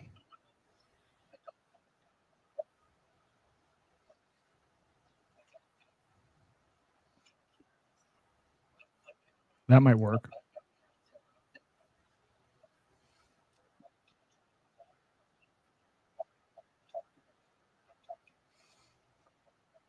That might work. I'll try that. Okay. So is there anything left that hasn't been captured? I just read Roger's book and got a pretty good idea about the whole history and development and takeover, and how Bitcoin is completely centralized and the wallets are all custodial, and it's impossible to have an system now. Bitcoin Cash, I don't know if they still exist even, or if they are still truly an independent wallet that you can possess yourself and be untrackable. I don't want to download the whole blockchain and be a node necessarily. I just want to participate and be able to trade financially and ideas and all kinds of stuff privately without being traced or not going through a third party custodian. So what would you recommend for somebody in my position that hasn't done anything in blockchain up to now, but wants to get into it in a free and independent way and private? And the other question is, if there is a coin or Zano or whatever to do that, is it accepted broadly enough? Like, I know these things dovetail into the block Bitcoin traditional, but does that give away your privacy the moment you do that? Once you dovetail into Bitcoin traditional core, have you just surrendered your privacy that you had before you did that? So there are a lot of options now in terms of wallets. You can use something like Cake Wallet or Edge Wallet with Zano or Bitcoin.com. Those are 3 wallets that allow you to have multiple assets. They all work with Zano. Cake Wallet and Edge Wallet have more privacy coins. They also have Monero, and they have a whole variety of different privacy coin options. And so that's a good way to start doing that. Now, I mean, the issue with this is, are there a lot of people accepting it? No, not yet. This is the thing that I have to stress the most, is we're facing this existential crisis with technocracy. We need to build these systems, and it's us that has to build the systems. And so it's about using them and going to local merchants and onboarding the local merchant. It's doing this in a very much an old-fashioned, organic, viral way. Now, there are solutions and tools being built to help accelerate this. And one of the things that I'm doing with this, The Revolution Will Be Tokenized segment, and it's also in my book, is I'm going to write up a whole bunch of different business plans and things that could be created on Zano. I don't have the time or the resources to build all of them, but I want to make people aware of the kinds of things that can be built, so that when I do workshops, I can show people, here's how you can get crypto and start using it. Here's how, as a merchant, you can start accepting it. And then here are some business ideas that you can build yourself so that you can start earning money directly in crypto, because that's what we need to start creating. I mean, this is about use. This is about exiting the system and using these tools for day-to-day commerce and day-to-day interaction. It's not about speculation. So the work is still ahead of us, but there is a marketplace for Zano. There's a marketplace for Monero.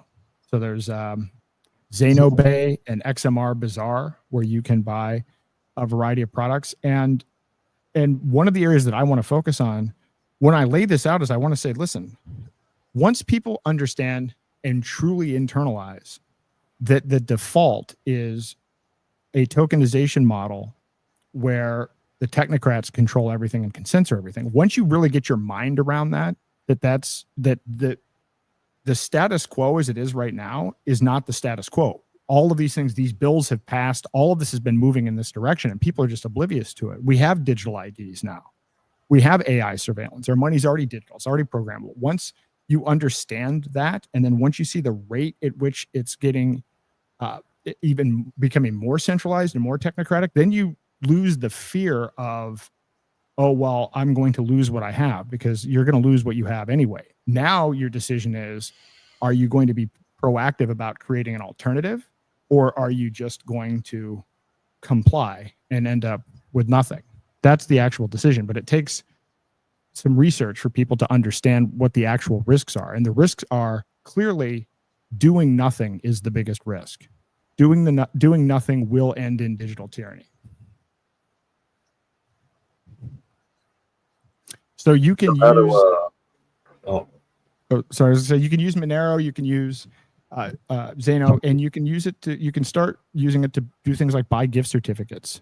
This isn't the end goal. I mean, the end goal is you want people doing peer-to-peer transactions with these currencies directly, but there are some intermediate steps. Merchants with signs in the window that say they'll take Bitcoin.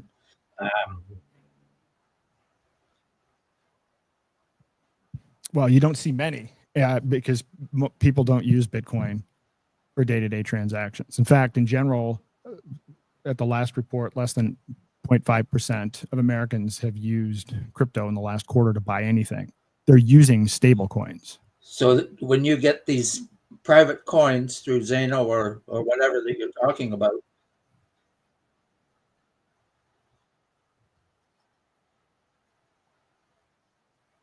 So you cut out. I don't know what the I mean, I buy stuff. I mean, there's a growing number of merchants that are taking this, and so I just interact with these people directly. I mean, I will go to local farms, I will go to local businesses and ask them if they will accept this. wow. And I'll generally delay again. So there's no private coin that is widely accepted in retail. Not in retail, but I would also add this: there won't be. If you're thinking that Walmart or Costco, none of you have to get out of that thinking. The large corporations that are participating in the WEF agenda and with these sustainable development goals and everything, they're not going to switch to privacy coins. This is about making a decision about whether you're going to build a decentralized future or whether you're trying to get a cryptocurrency to work within the existing system. Getting the cryptocurrency to work within the existing system isn't going to work because that doesn't fit into the technocratic plan. The technocratic plan is dividing up the world based on an energy credit-based system. So, so there is a certain part of, and I've been doing this. I've been on a path to, boycott WEF companies. I haven't fully done it, but I continue to try to stop using WEF companies and to start moving towards smaller merchants and to onboarding those merchants to these alternatives. That's the only way we win this. This is going to require work. This is going to require effort. But once you understand that if you don't do this, you are going to end up, if you make the call, you're going to end up in a 15-minute city at best. That is the default. And just all you have to do is take a step back and look at what's happened. Look at what's happened with surveillance. Again, before 1970, there was no financial surveillance. Now, you have all of this biometric screening, know your customer stuff. The government is tracking everything. It's programmable. And that's happened one crisis at a time. And every time there's been a crisis, even unrelated to financial transactions, more financial surveillance has been added. It's never been taken away. And now it's just ramping up even faster. So at some point you have to realize you either get out of the system or you're going to find yourself through inactivity saying, oh, well, I don't have a choice. I have to do this. Like people who said, well, I have to take the shot to keep my job. Well, no, you actually always have more choices than you think. People tend to think that, the universe is really small with respect to what's possible. You can always find other ways of making money and doing things if you're open to it. But the longer you delay that decision, the more they actually called it, I think the communists called it using salami tactics, slice by slice.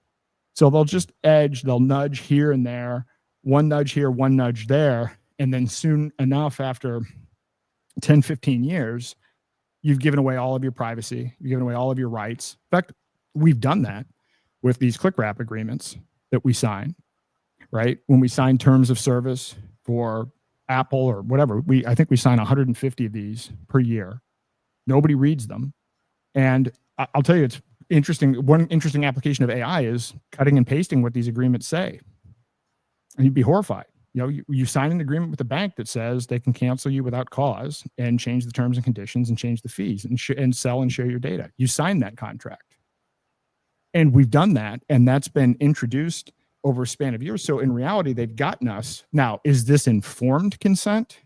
I mean, I would argue it's not informed consent, but strictly speaking, legally, it's consent. Legally, we agreed to these things. And so now if you were to sit down with the 150 legal agreements that you signed over a span of years. So in reality, they've gotten us. Now, is this informed consent? Oh, hold on. I'm hearing an echo now. It's not informed consent, but strictly speaking, legally, it's consent. Legally, we agreed to these things. And so now if you were to sit down with... All right, there we go. So I'm going to mute.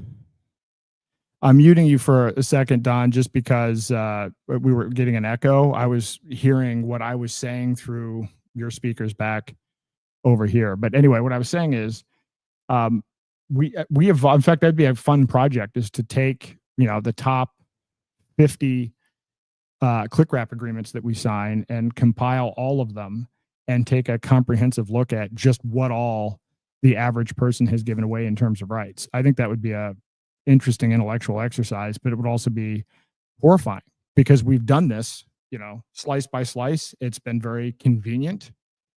Even your rental car agreement. I mean, just constantly we're barraged with these agreements that we can't read. We don't have the time to read. I think the analysis that I did is it would take an hour a day, 365 days a year to read all of these agreements. So of course, no one's going to do that. So anyway, a lot of interesting questions there about informed consent and so forth. Hey, Aaron, you were speaking about onboarding merchants, and it got me thinking that even if we had a a privacy coin that was being widely accepted, like Zcash or whatever, if people are still thinking in terms of dollars, that we're still pegged to the dollar, like in spirit, right? So if I go and I have a gold coin, or if I have a hamburger or something that I'm offering to someone, and I ask, how much do you think this is worth?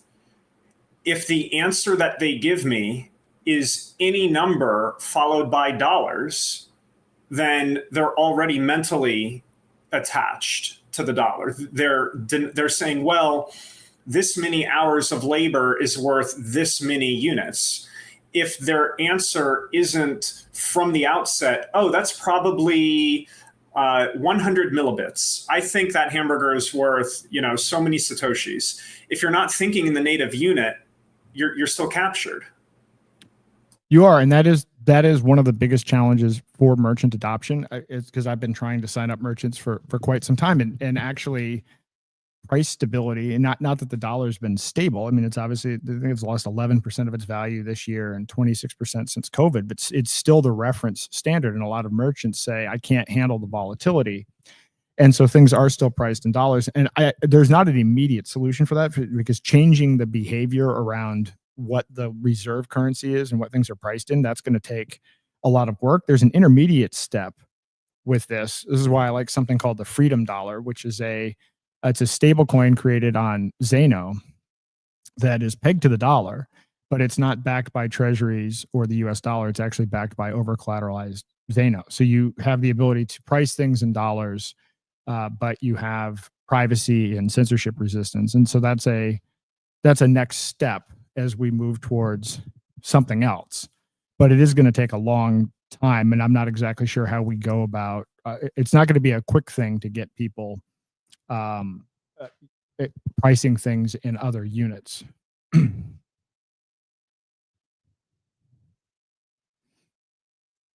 So how do we innovate something that becomes more easy for people that are not really in this game? They don't really want to jump completely into it, but they want to escape for a just in case. So one of the things I've been spending my time doing when I came up with these 3 different project areas, I've been spending a lot of time thinking about the fact that ideas and technologies go through an adoption curve. And so I think a lot of times one of the problems that we have is people are like, well, why doesn't this have mainstream adoption? Well, nothing ever starts with mainstream adoption. Everything starts with innovators, a small percentage of people that are willing to experiment. And then the technology matures a little bit, then you get early adopters, then you go to an early majority. So as long as we understand that how adoption works and don't focus on jumping to the end state, but understand that we've got what happened with crypto is we started out with Bitcoin and everybody was rallying around one coin, and then it got hijacked and the entire industry got fragmented into 20,000 pieces. And so we lost that innovator early adoption phase because it was effectively hijacked. And so now we are divided and splintered into 20,000 different pieces, and that's made it difficult. I think one of the things I've been trying to do is rally people around the privacy coin space, not as a maximalist. I mean, I like Zano just because Zano allows you to tokenize other assets, but I certainly also use Monero and other privacy coins and focus on a couple of things. One, building user-friendly tools, user-friendly wallets that are multi-asset, user-friendly point of sale systems for merchants. I mean, this is a real problem, by the way. If you look at what's happened, I mean, here in New Hampshire, there were more merchants taking crypto 10 years ago than there are now.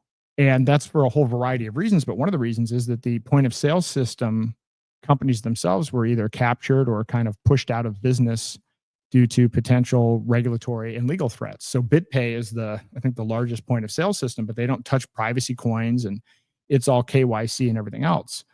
And this is one of the things that's challenging about crypto is that a lot of people within crypto only compare their projects to other crypto projects, whereas we all actually have a common enemy, which is this technocratic system. So, there are people that say, well, adoption takes a long time. Well, it didn't take a very long time for stablecoins to get to $27 trillion in transaction volume. It's not that using crypto is the barrier. People are using crypto. People are using digital money.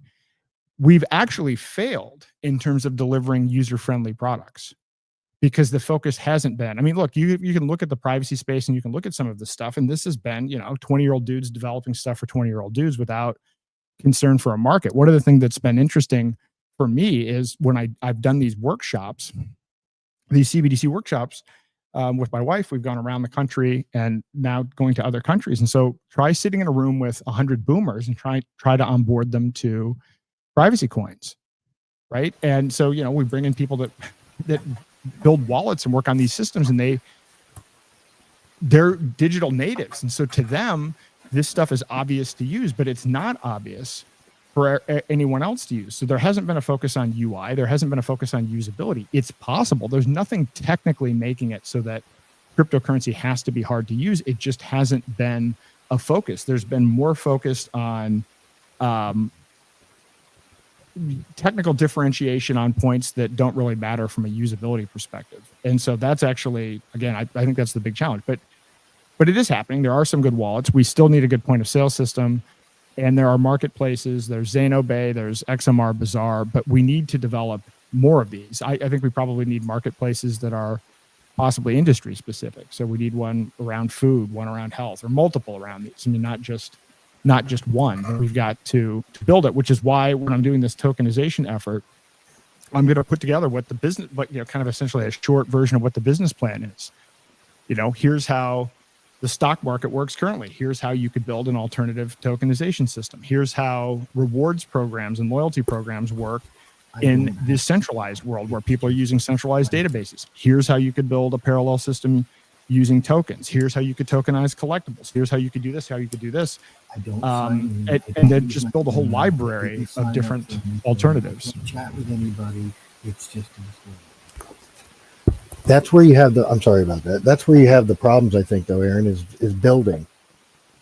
I mean, I go back to the Ravencoin days with you, and there was so much innovation. You had Patrick Byrne and Medici Ventures, and he had 20 companies there building stacks, and, for everything. Land, as you say, voting, 60% of government could have been taken the human element out of the decision making or the process.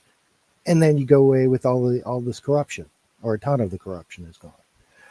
As far as people using it, my mother can get on her phone and use her banking app. Why is a crypto wallet any different than that? It shouldn't be, because other than like you say, Phil or whatever. Now Payments was one where you put that on the front end of a wallet, and you're as far as you're just using dollars, and the back end is all crypto. It could be that way. And I can't get anybody to develop anything. I can't code. But if you come up with a good idea, people don't, nobody wants to give it away. Like I came up with a base system that would be the basis of all digital media, YouTube, Hulu, Kindle, X, all the social media, everything would run on top of it. They'd have more competition. The creators would have more control, and YouTube wouldn't own all your content. But you'd have to give the base system away, the marketplace away. It's for all things digital. And nobody wants to put $2, $3, $4, $5 million into developing that and then not have control over it. So again, it comes down to finding enough people. Xano guys are great. I love Xano. I use it. It's awesome. Obviously, I could go into the differences between what I think the functionality of the assets are lacking, because it's strictly payment. You can't do much else with it. Digitizing assets or hard assets is hard with Xano right now. Now maybe they make changes in the future, but you mentioned hijacking a Ravencoin. Yeah, you're right. That was a tragedy. There was so much innovation going on there. So when I look at and I brought this up at the time, the problem with Ravencoin is there was an honest belief that existing incumbent players would be willing to have a decentralized, transparent technology applied to their business, which is built on corruption. And that was a completely false premise. And Byrne used to say, well, yeah, we have this as a backup for a hot swappable blockchain tech stack. But I disagreed with him in his belief that we could fix the political system. And I still, to the extent he believes we can fix, every time with him, it's, well, this is the last chance. This election in 2020 is the last chance and everything else. And all of it's failed, but he's still pushing the same bullshit. We're not going to win by taking corrupt existing organizations and thinking we're going to apply transparent blockchains. It is a fundamentally dead idea. I agree. He's a dreamer. I love Patrick. I have a ton of respect for him. I love it. But you're right. He's an optimist to a fault. That point. Well, I love him. I love him too. This is what got me into tokenization. But let's learn from this. I agree with the fundamental premise of a blockchain tech stack for civilization. But the way that's going to be executed is it's going to start out small with innovators, and we're going to have to build from scratch from it's like it's entrepreneurship at the level of recreating all of these industries, not getting Goldman Sachs to sign up, not getting Walmart to sign up, and everybody gets caught up in adoption. But this is why we're in such a bad position. This is why people are celebrating stablecoins. People are celebrating BlackRock getting involved, because they think it's adoption. It's not. It is adoption of a kind, and it's an adoption that's antithetical. I was actually at a dinner with some people, and basically people that have been in crypto for over a decade, and somebody said, listen, to a certain degree, it's kind of, these are people that were nerds, and they just want to be accepted. They want to be at the big table, and they want to be validated. And so they see this stuff with BlackRock and everything else as validation. I'm like, you've just completely sold your entire all of your principles for acceptance and wanting to be popular. But that's actually happening. I mean, if you want to look at what's really going on, that is actually going on, and it's a very sad thing. I mean, as to Zano, yeah. I mean, the thing is, again, all of this stuff can be built. What I like about Zano is people are actually building things, and there's some money, and there are people that are willing to invest in things. And so, the two big use cases are a privacy stablecoin, and then this month, Confidential Layer is going to launch. So what is that? Well, that's tokenizing Bitcoin Cash, and Ethereum, and making it private and spendable as a Zano token. Well, that's a huge use case. I mean, now we're talking about the ability to take over $2 trillion worth of buying power and make it usable in a private way. But this is why what I'm going to do, and this is kind of from my Ravencoin experience, I'm going to, I was talking to Ernie Hancock, and he said that Patrick Byrne had identified 160 different industries that you could disintermediate with tokenization. I want to go through that exercise. That's going to be part of this podcast where, 1 week I'll come in and say, okay, here's how the stock market works. Here's how you could use this tokenization to build that out. And I might even start an incubator around it and, try to, raise a little bit of money and maybe get some devs involved. But I don't care. I'll give away the ideas for free. The important part for this isn't for me making money on all of these things. I will gladly tell people how you could use this technology to build a medical tourism healthcare marketplace, to build a food marketplace, to build a prediction market, to build a whole variety of different things, because they need to be built. It's the important thing for me isn't making money on all of it. It needs to exist in the world as an alternative to the technocratic solutions that are being offered. And so that's why, I mean, as we're having this podcast right now, that's why I'm putting this in the book. The book is going to have a number of ideas. And I've been an entrepreneur. I've started a bunch of companies, and I have spent so much time on Ravencoin that it's actually not hard for me to do. I can work up, it may not be the best business model, but at least it'll point somebody, it'll get people thinking about what's possible. And then they can improve upon it or take some of the ideas and discard others. But at least it's going to get people thinking, because in crypto, when you talk about tokenization, people think about NFTs and they think about meme coins. That is overwhelmingly what people think. And everything will be tokenized. What just happened today with the Clarity Act will be pushing what Ravencoin and T0 was excited about, security tokens. And I will tell you, I don't want anything to do with the security tokens that we're going to get out of the Clarity Act. This didn't solve, I mean, you remember, you were there when Ravencoin started. we'd have all these posts on social media, and the idea was, hey, imagine, you could tokenize a lemonade stand. Somebody could start a business that small. Or my daughter started a business and selling slime on TikTok. Well, what if, and it started to grow. What if she needed to raise $10,000? This Clarity Act doesn't solve any of this. None of the investor accreditation standards go away, or levels go away. None of the requirement for legal fees go away. In fact, as we found so far, people who have done tokenized offerings have spent way more in legal fees than people that are doing it the traditional way. And so what's being locked in here isn't something, it's taking a technology that's supposed to be empowering freedom and decentralization and putting it back into control of the same players. It's not opening up markets at all. There's a writer who I hold in high esteem. His name is Ian Davis, Iain Davis. And he used the phrase, decentralization leads to re-centralization, but it's re-centralization around the systems that the technocrats are building. Wait, what was that? What was that last part again? The cryptocurrency is decentralization, but that's not the end of the story. The decentralization is a stepping stone to re-centralization, where it's centralized again on their controlled platforms using rules that they've created. Yep. Yeah, that's exactly what it is. I mean, it is a transfer in a way. And it's a re-centralization. I don't know who I was doing an interview today, and we had this exact same conversation.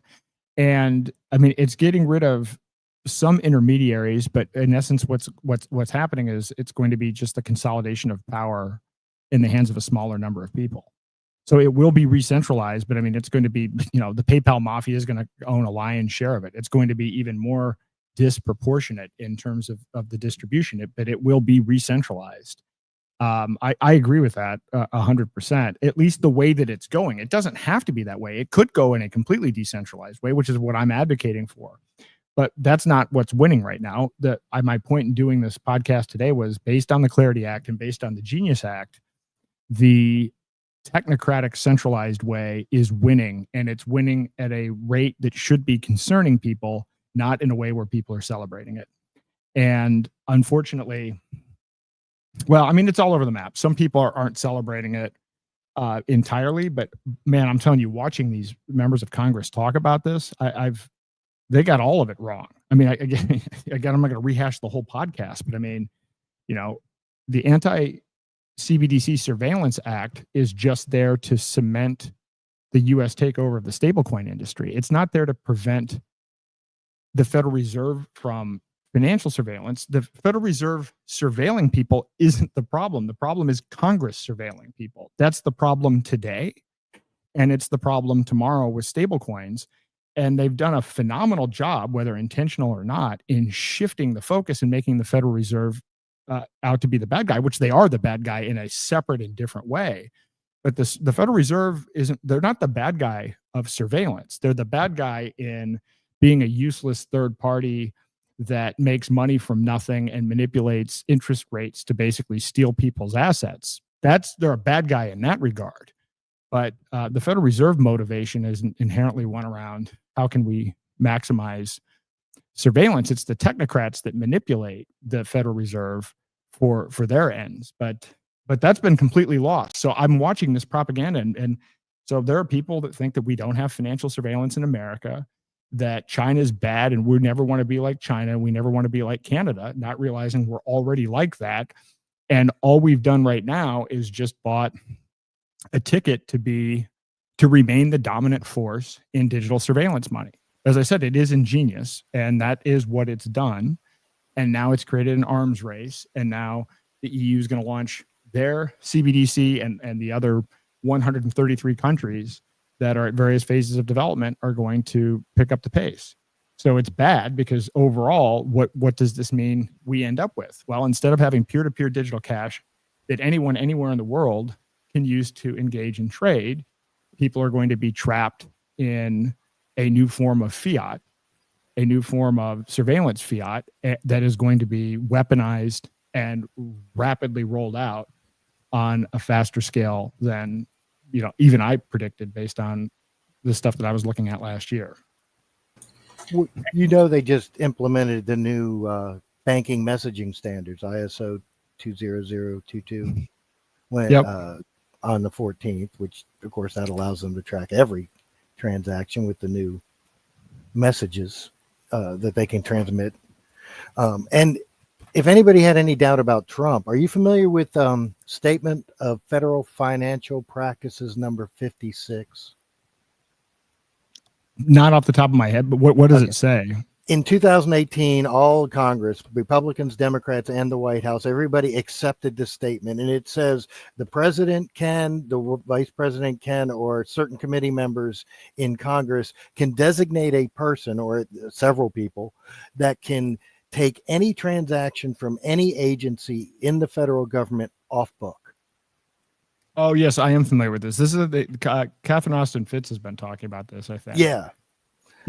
I didn't know the exact number, but yeah. I mean, think about that. It's scary. I pulled it up, read the thing. It's they can and obviously Trump knew this. He did it. He does it. He designated somebody, and so did Pence. Pence had the power to do this. And they did. Yeah, they did this, and yet we have to have know your customer laws. We have to have all of this surveillance to protect the world from terrorism and money laundering. And meanwhile, we had a comptroller or whatever of the Treasury who basically didn't reject any transactions and didn't put any notes into what we spent. So we actually literally don't know what we spent $4.7 trillion on. How did we get to a point where we gave these people authority over us? It's actually it's counter to the Constitution. I know there was somebody that claimed they wanted to come on and debate how some of this stuff is never going to happen because of state constitutions and everything else. And I think I said something like, I said the Constitution's been dead since at least 9/11. I think Zach chimed in and said since 1794, and then the person didn't show up. But well, officially the Constitution died in 1999 when we lost control of the flag, if you want to get technical about it. But yeah, nobody's listened to the Constitution for a while. Fair point. But you can, I have done it on a local level, use your constitution or state or federal constitution if you know how to smack your local governments around. But no, the problem is nobody knows how to use it. Absolutely nobody knows how to use your constitution to force them to do it. I did it with my school board during COVID. I got the release of the masks, and I got them to drop the lawsuit against DeSantis. For parental rights. They were trying to go against our constitutional rights. And I learned it from a guy named David Jose, or Dave Cares for You. And constitutional notices and affidavits. And it's not difficult, but we should be taught this stuff in school. But nobody can name the 8 articles of the Constitution, let alone any, more than 1 or 2 of the First Amendment. Freedom of press, freedom of guns, freedom of speech. That's all they know. They can't even name the three branches of government. So, it's hopeless. That part of it is absolutely hopeless.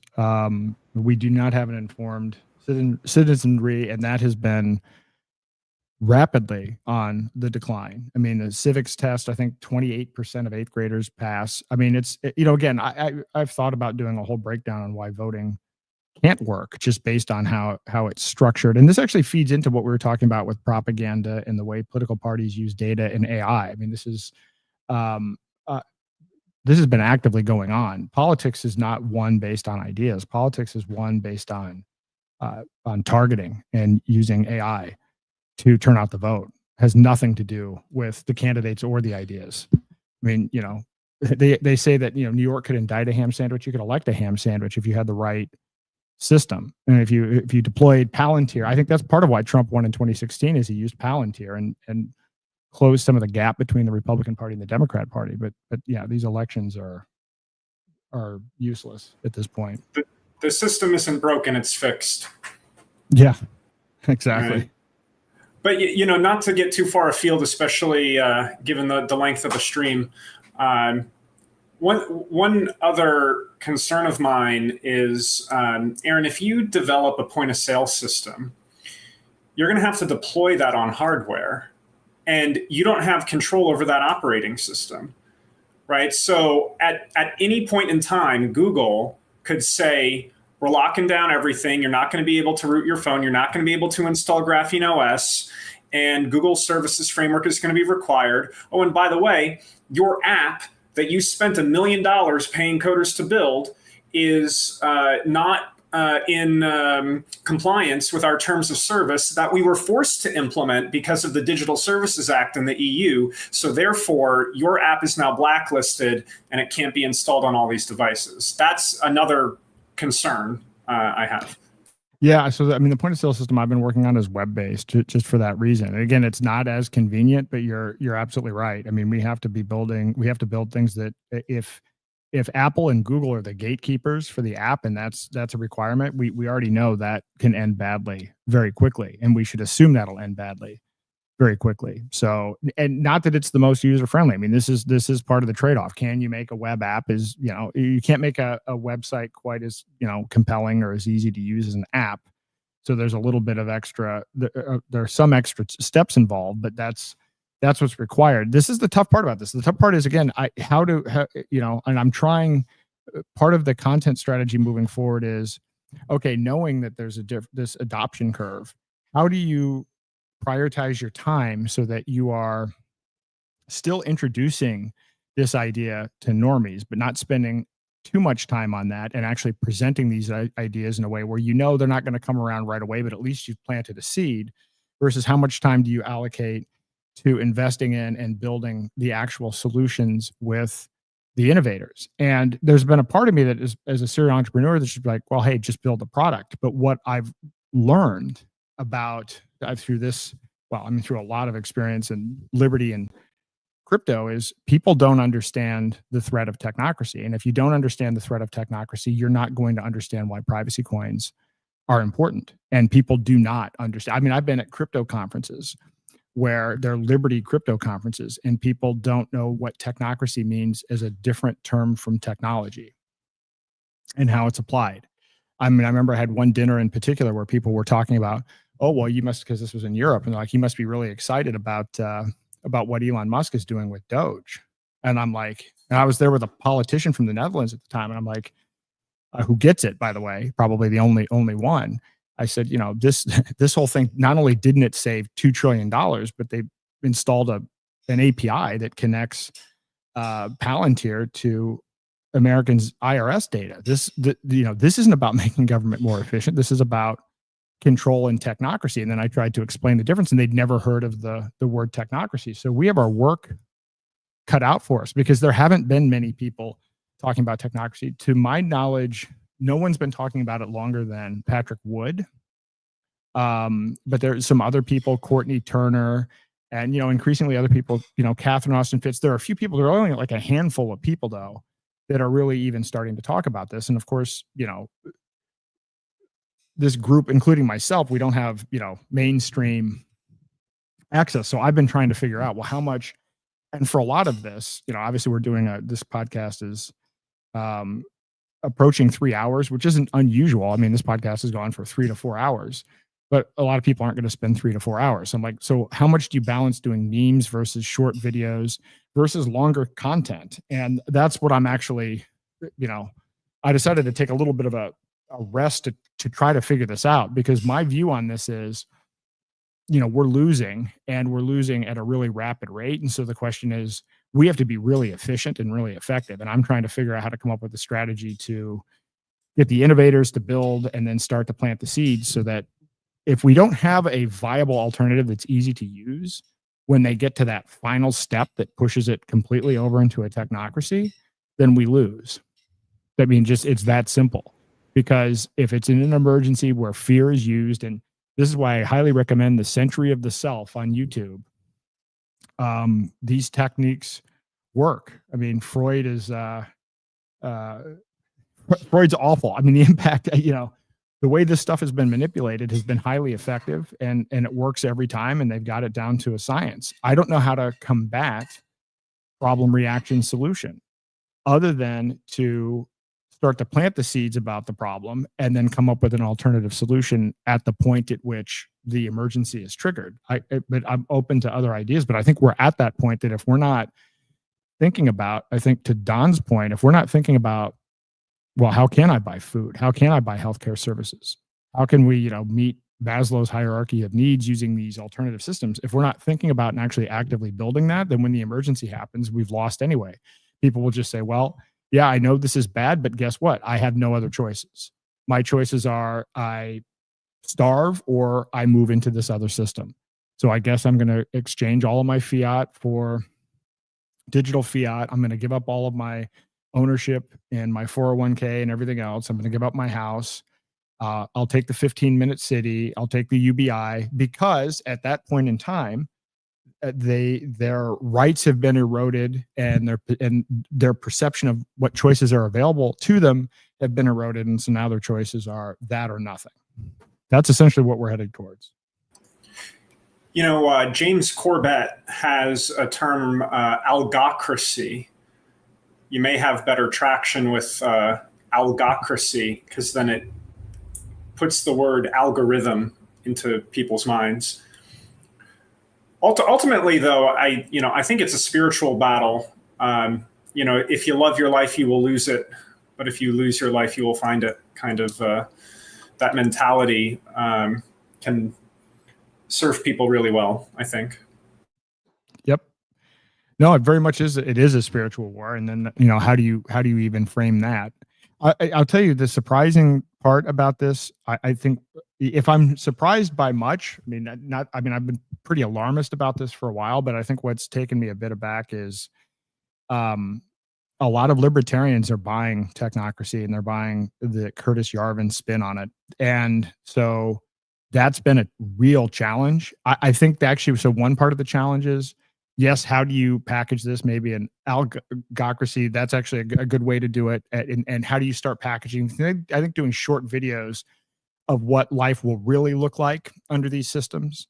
When I wrote my book, the first chapter of the book is, okay, this is what the world looks like in 2030 with a social credit system and an energy credit based system, and based on the UN Agenda 2030. And it's a really dark, horribly depressing first chapter.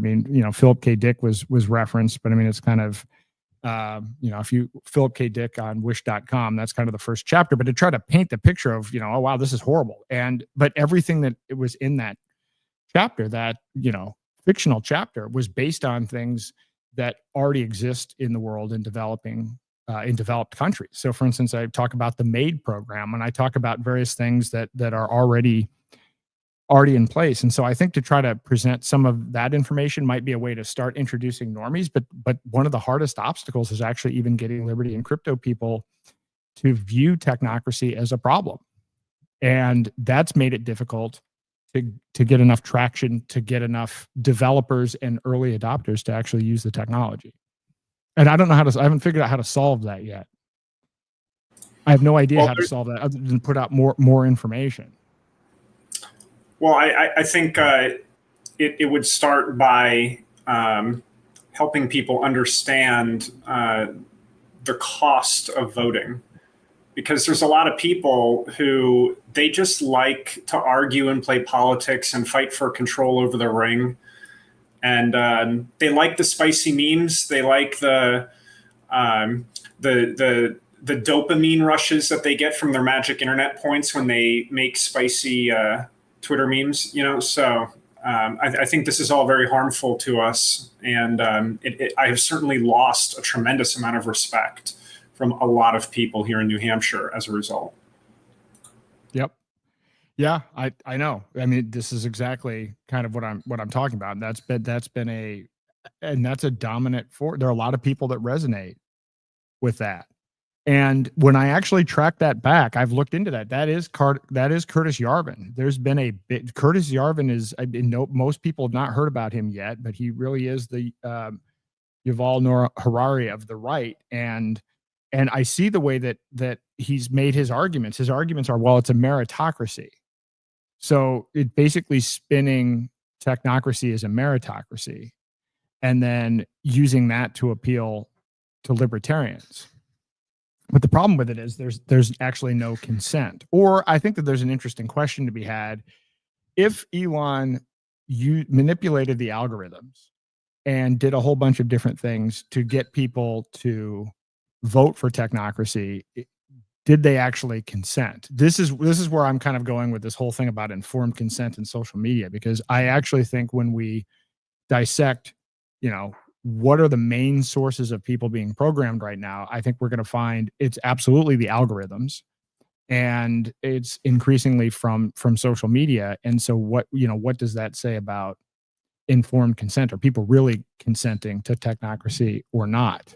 Because then a libertarian might say, well, people voted for this. Okay, wait. I just got to say something about the elections, though. The election, everything about the elections is totally manipulated as far as on the back end, on the machine level. The only reason they even manipulate public perception is to so that the public will believe that Hillary Clinton slightly beat out Trump. Or whatever they know. I'm sorry, but if you look into the software into those machines, and I know Patrick Byrne, before Patrick did all, I did my own deep dive through the SEC. I traced all the software from Smartmatic. I looked at the hardware that was on there, and I'm an old hardware technician, and it's blatantly obvious that everything about those machines are totally every vote in there is manipulated. If you looked at the Georgia 2022 governor election, Stacey, I can't remember her name off the top of my head right now, but she had 60,000 active volunteers voting, who all registered to vote. She got 41,000 votes statewide. Her percentage of votes were the exact same in every, compared to Raffensperger and to Kemp, in every county. In Florida, in the 2022 elections, you can take the graph in 9 counties and overlay them of votes coming in, and they're exactly the same, down to the percentage. No matter, and they're 9 different size counties. So, public manipulation, what Elon's doing.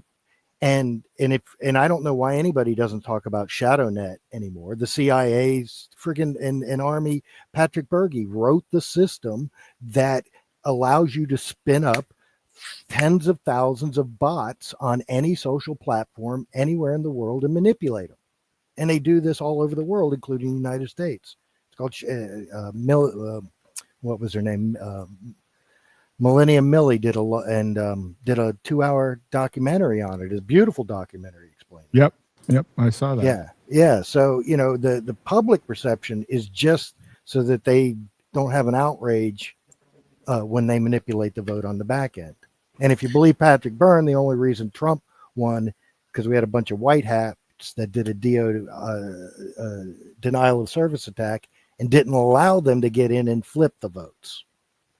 I don't know whether that's true or not, but so the thing is, as I see it, even if the elections were 100% transparent and unmolested, and your vote truly did count, that doesn't mean that it's a spiritually healthy thing to do, right? Like, people can mutually consenting adults can agree to some really horrible things. Agreed. Yep. 40% of Germany was in the Nazi party. And they didn't go away after the war. You just didn't see, 4 million Germans just disappear. They just weren't in the military. After the war, they went over to Javier Milei's country. Yeah, well, those were the Nazis. Yeah, those were the actual military Nazis. But I'm saying the people that just people who voted for this stuff, the mom and pops who raised families, who were party members but not in the military or anything like that, they were popular in Germany. These people didn't leave Germany after the war. They just stayed there and rebuilt. Right. They didn't have to suffer the consequences of their vote. Wait, they totally suffered the consequences of their vote. Their entire country was destroyed to nothing. They voted Hitler into power. They were joined to the Nazi party. They got defeated and wiped out. But what I'm saying is the people who supported these horrible people, these, the SS and everything else with their votes, and they went to work every day and they worked in the factories. Those people were still in Germany after the war, and they just became regular people. Did they learn their lesson? Is what I mean. Not based on the way Germany's running now. They still vote in. They're just as communist, or fascist, if you want, as they are now.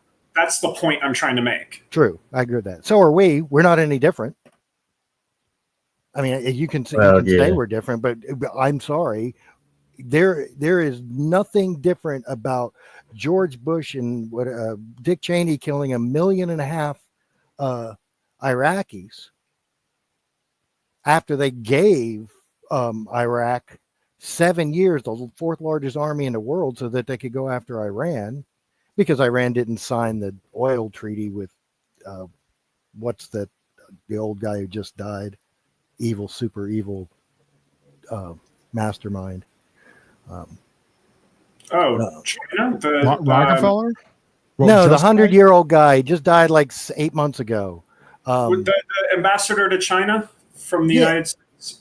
No, he was 100 years old. The German who wasn't German. Soros? Not Soros. Soros is alive. No, more evil than that. He was in the 70s. He was in the White House. He wrote the international oil. Kissinger. Thank you. Yeah, Kissinger. Okay. Yeah, Kissinger. Okay. Couldn't get the Took name. me a minute to. I think he was an ambassador to China. He might have been. He was. He might have been. Yeah. And nobody remembers like George Bush Sr. You know why George Bush Sr. was ambassador to China? Because he had such a horrible scandal before that, and I can't find anything about what it was, that nobody would pass him in the Senate. He couldn't even be an ambassador to a country. He couldn't pass Senate confirmation. And since China wasn't a recognized country at the time, he was able to get appointed. So and this goes, and we don't even want to talk about religion. Now that I know what I know about Abraham and all the other people. Yeah, but again, I know Patrick Burns, focus on this, and so all right, so Trump won. How is that a win? Again, did people what choice did people really have? Did this actually save anything? Was that even a better outcome? I'm actually arguing right now that it almost seems like it's peak demoralization, because people thought a whole bunch of things were going to happen, and not only have they not happened, but the thing that they were afraid the other person was going to do, they're actually now supporting and cheering on. And it's a great way to disarm people. I mean, it's kind of like RFK. Well, we're going to talk about health freedom, and then he's going to come in there and micromanage a whole bunch of stuff, ratchet up, the programmability of EBT cards, and start trying to push wearables. What does that have to do with medical freedom? I know a lot of people that are hugely in the medical freedom community, and this is not what they voted for. We actually kind of got the opposite. But was it intentional? You can't control what you can't measure. Yep. Well, that's true. Well, tell me how better to demoralize the American public than to build up a huge hero and then to have him destroy himself the past 10 days over this Epstein. I mean, and you're right. I'm questioning the assassination attempt. Yep. Or was that just to keep Trump in line? So I got a spicy question, potentially. How many Gazan children need to starve to death for it to be not worth a pardon for Ross Ulbricht? I have an answer. All of them. To these evil sons of bitches, all of them. Okay, I will say this. The leaders on Israel and the leaders in Hamas and the many of the other Muslim countries are working together to put the people against each other, and for whatever reason, for the military industrial complex or whatever, it's a psyop. They're all evil. I can't tell me that that Gazans are any eviler than the Israeli soldiers that are shooting kids going for food, or the Israeli soldiers that are literally raping the Gazan soldiers in prison with broom handles. And then you got the legislature arguing that it's just and moral. And I can show you the video. So they're both, all of them, they're all friggin' evil. Both sides. The Israelis are not good. Israeli government. There's good Israeli people. My two best friends growing up and see now are Jews. Okay, I'm sorry, it's not a Jewish thing. It has nothing to do with Jews. The U.S. government is pure, flat out evil. The Israeli government is pure, flat out evil. No doubt about it. Putin is evil. He has people killed, jailed, murdered, thrown out of planes. You know, I don't care. You're going to tell me Xi's not evil? And you know what? They all know the secrets on every one of the other ones. If you don't think Putin doesn't have all those files in Epstein or Xi, because they've hacked every damn system in the United States. That's what the Solar Winds hack was. The entire United States databases have been stolen. And half of the companies out there, all the big ones included. So there is zero that they don't know. And if they're not using it against us openly or tearing us down, then they're in on it. They're all working together. There may be different houses fighting within each other to get more power. You know, the House of Saud, maybe the Club of Rome, and these people are fighting within themselves. But the general control grid, they're going to make sure that comes in. They're all going to have stable coins, whether it's their stable coin or this stable coin or that stable coin. It doesn't matter. They want more power within their control grid, but they're going to control this and kill half of us off regardless. That's their plan. Yeah. Top to bottom. There's nobody that's in the international banking system that's not part of this. You can't show me anybody in any country that's still alive, of any country of consequence, that's not part of this. So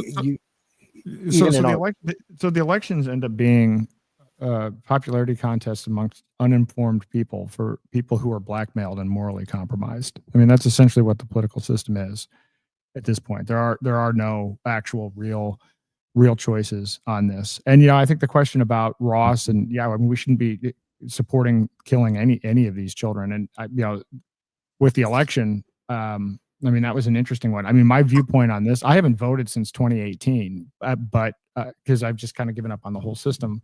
But I did understand, and I actually recommend it for people that vote. You know, right now this is kind of a, you know, again, our government is a terrorist organization, and we're trying to negotiate for our hostages. And then outside of any of that, the government is it is a terrorist organization, and everything that it does is is purely evil. And in this case, Trump is pushing technocracy much further than Harris. Not that I'm saying it would be great if we had Harris. We shouldn't be picking any of these people. We've got to be exiting immediately and stop playing this game.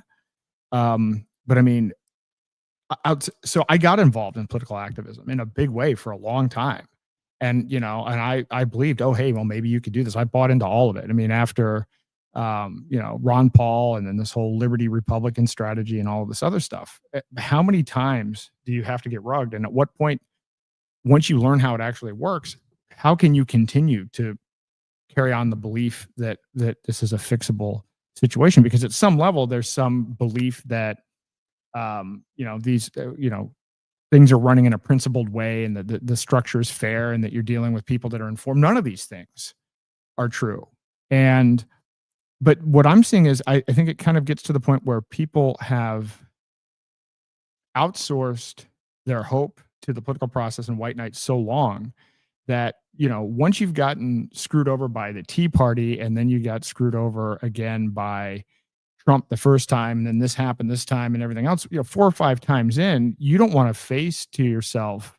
Most people don't want to face the fact that they've just made an entire series of bad decisions that's only gone in the wrong direction. That's the hardest thing to do, is to convince, you know, it's easier to fool someone than convince them they've been fooled, right? That's a pretty honest statement. And I think we're stuck there. These people would rather be ruled by men than be ruled by God. Basically, Yep. yeah. Yeah, absolutely. And again, I don't know how to fix that, but what's going to happen now? So now we have this demoralization going on with Trump. Now it's going to transfer to Elon, and we think that's better. Is there any end to the cycle? Again, I was trying to convince people. I was at an event, and I gave this talk, and I said America 1.0 is over. We need to reconsider things from first principles, and I kind of made the compelling case. And there were a lot of people there that were fairly influential, and everybody just fell flat. Nobody even wanted to engage in the idea. It was all, we can still save the current system. And I tried to outline, well, tell me how you're going to do that. Tell me based on how the voting works, how this works, how the deep state works. Tell me exactly what the plan is for how you're going to fix this. And then as a bonus question, give an example in history when a nation or empire has gotten to the stage that the U.S. is in, which is not an uncommon situation. In fact, it's kind of a normal. We're going through the normal process of what happens with a political entity where the ship has righted itself. I mean, and I still haven't found anybody that's given me an example of that. And so it's just this hopium. But at some point, all of that wasted energy in something that has no probability of success. But yeah, I hope Patrick Byrne. So to me, the biggest, most squandered thing about Patrick Byrne is he was talking about a hot swappable blockchain tech stack. And so how much time and money has he wasted going down the path that he's gone down? Well, I think the biggest thing, I think that's the second. Mine is he was on the cusp of bringing all of Wall Street to his knees. People do not understand what would have happened had he been able to release that digital token at that time. It would have literally destroyed Wall Street. Instead, Buffett convinced him he had to get out of the company and had to tell the world about his FBI or Maria Bustamante, affair in the FBI. And then JJ delayed the token coming out, the digital stock, and they allowed the shorts to cover with cash. Yep. People who had, they were spending, there were companies or individuals out there spending 90% more in fees than what their shorts were year over year. That's saying if you had $100,000 worth of overstock shorted, you were spending $1 million to hold that. It would have been a cataclysmic event in the because I had all the SHO doc. I used to pull them down every day and see the short list ever since it came out, and by far that the amount of money shorted in that stock was unbelievable. And that would have destroyed Wall Street. And then you're right. Second, you pick up the pieces with the tech stack. That would have been the plan. Yeah. And but so, he got fooled. And again, I'm a big fan. I'm a big fan of the guy, but he's still going down that. So why isn't he seeing this? Because he got to the point where he knew Wall Street was corrupt. He identified it, came up with the solution, built the thing, and then got the overstock Medici thing got destroyed. And so why is he still believing in the system like that? So what is that? Because whatever that is, that's a common thing, right? But I would have thought Patrick and so Bruce Fenton is starting to come around. But I've told Bruce, that the stablecoin bill was a backdoor CBDC and everything else, and he's finally turned against Trump. But I'm like, we're not going to vote our way out. This whole thing is, again, think about where this technology could have been if we just applied it instead of trying to think that we were going to convince the SEC. Where could it be right now if we could get Max Kaiser out of El Salvador and put somebody like Patrick Byrne next to Bukele's ear that knew how the power of blockchain? Because you have, they're sitting on $3 trillion worth of gold in El Salvador. They just found. I didn't see that. Oh, that's like 8 or 9 months old. They found an unfathomable amount of gold in El Salvador. Now they have anti-mining laws in El Salvador, so they got to change the laws. But you could, you've got the community there. If they would build, they're building on nothing but Bitcoin. You can't build anything on Bitcoin. Well, again, I don't think you need a political leader to build any of these things. I think the point is these things should be built.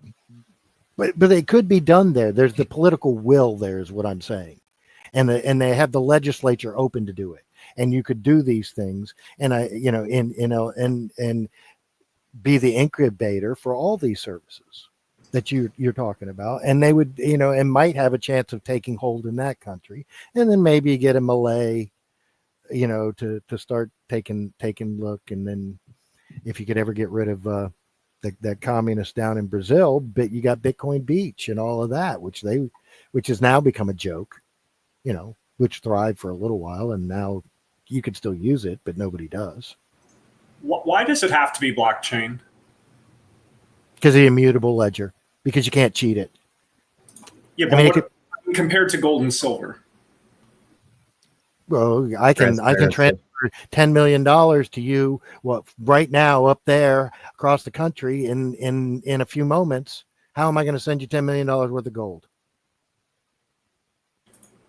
I mean, there were advanced economies, global economies before computers. Yeah, but it wasn't until really the large masses of wealth were moved. You can look at the Silk Road, but I don't. It was the Templars who came up with the banking system, where you can deposit one place and withdraw, in another country. Well, again, one of the ideas I like is to actually tokenize gold, so that you actually get the benefit of blockchain, where you get the ledger and you get the digital payments, but it's actually backed by gold. I think that's a model that I have been working on. I've got a project called Karma.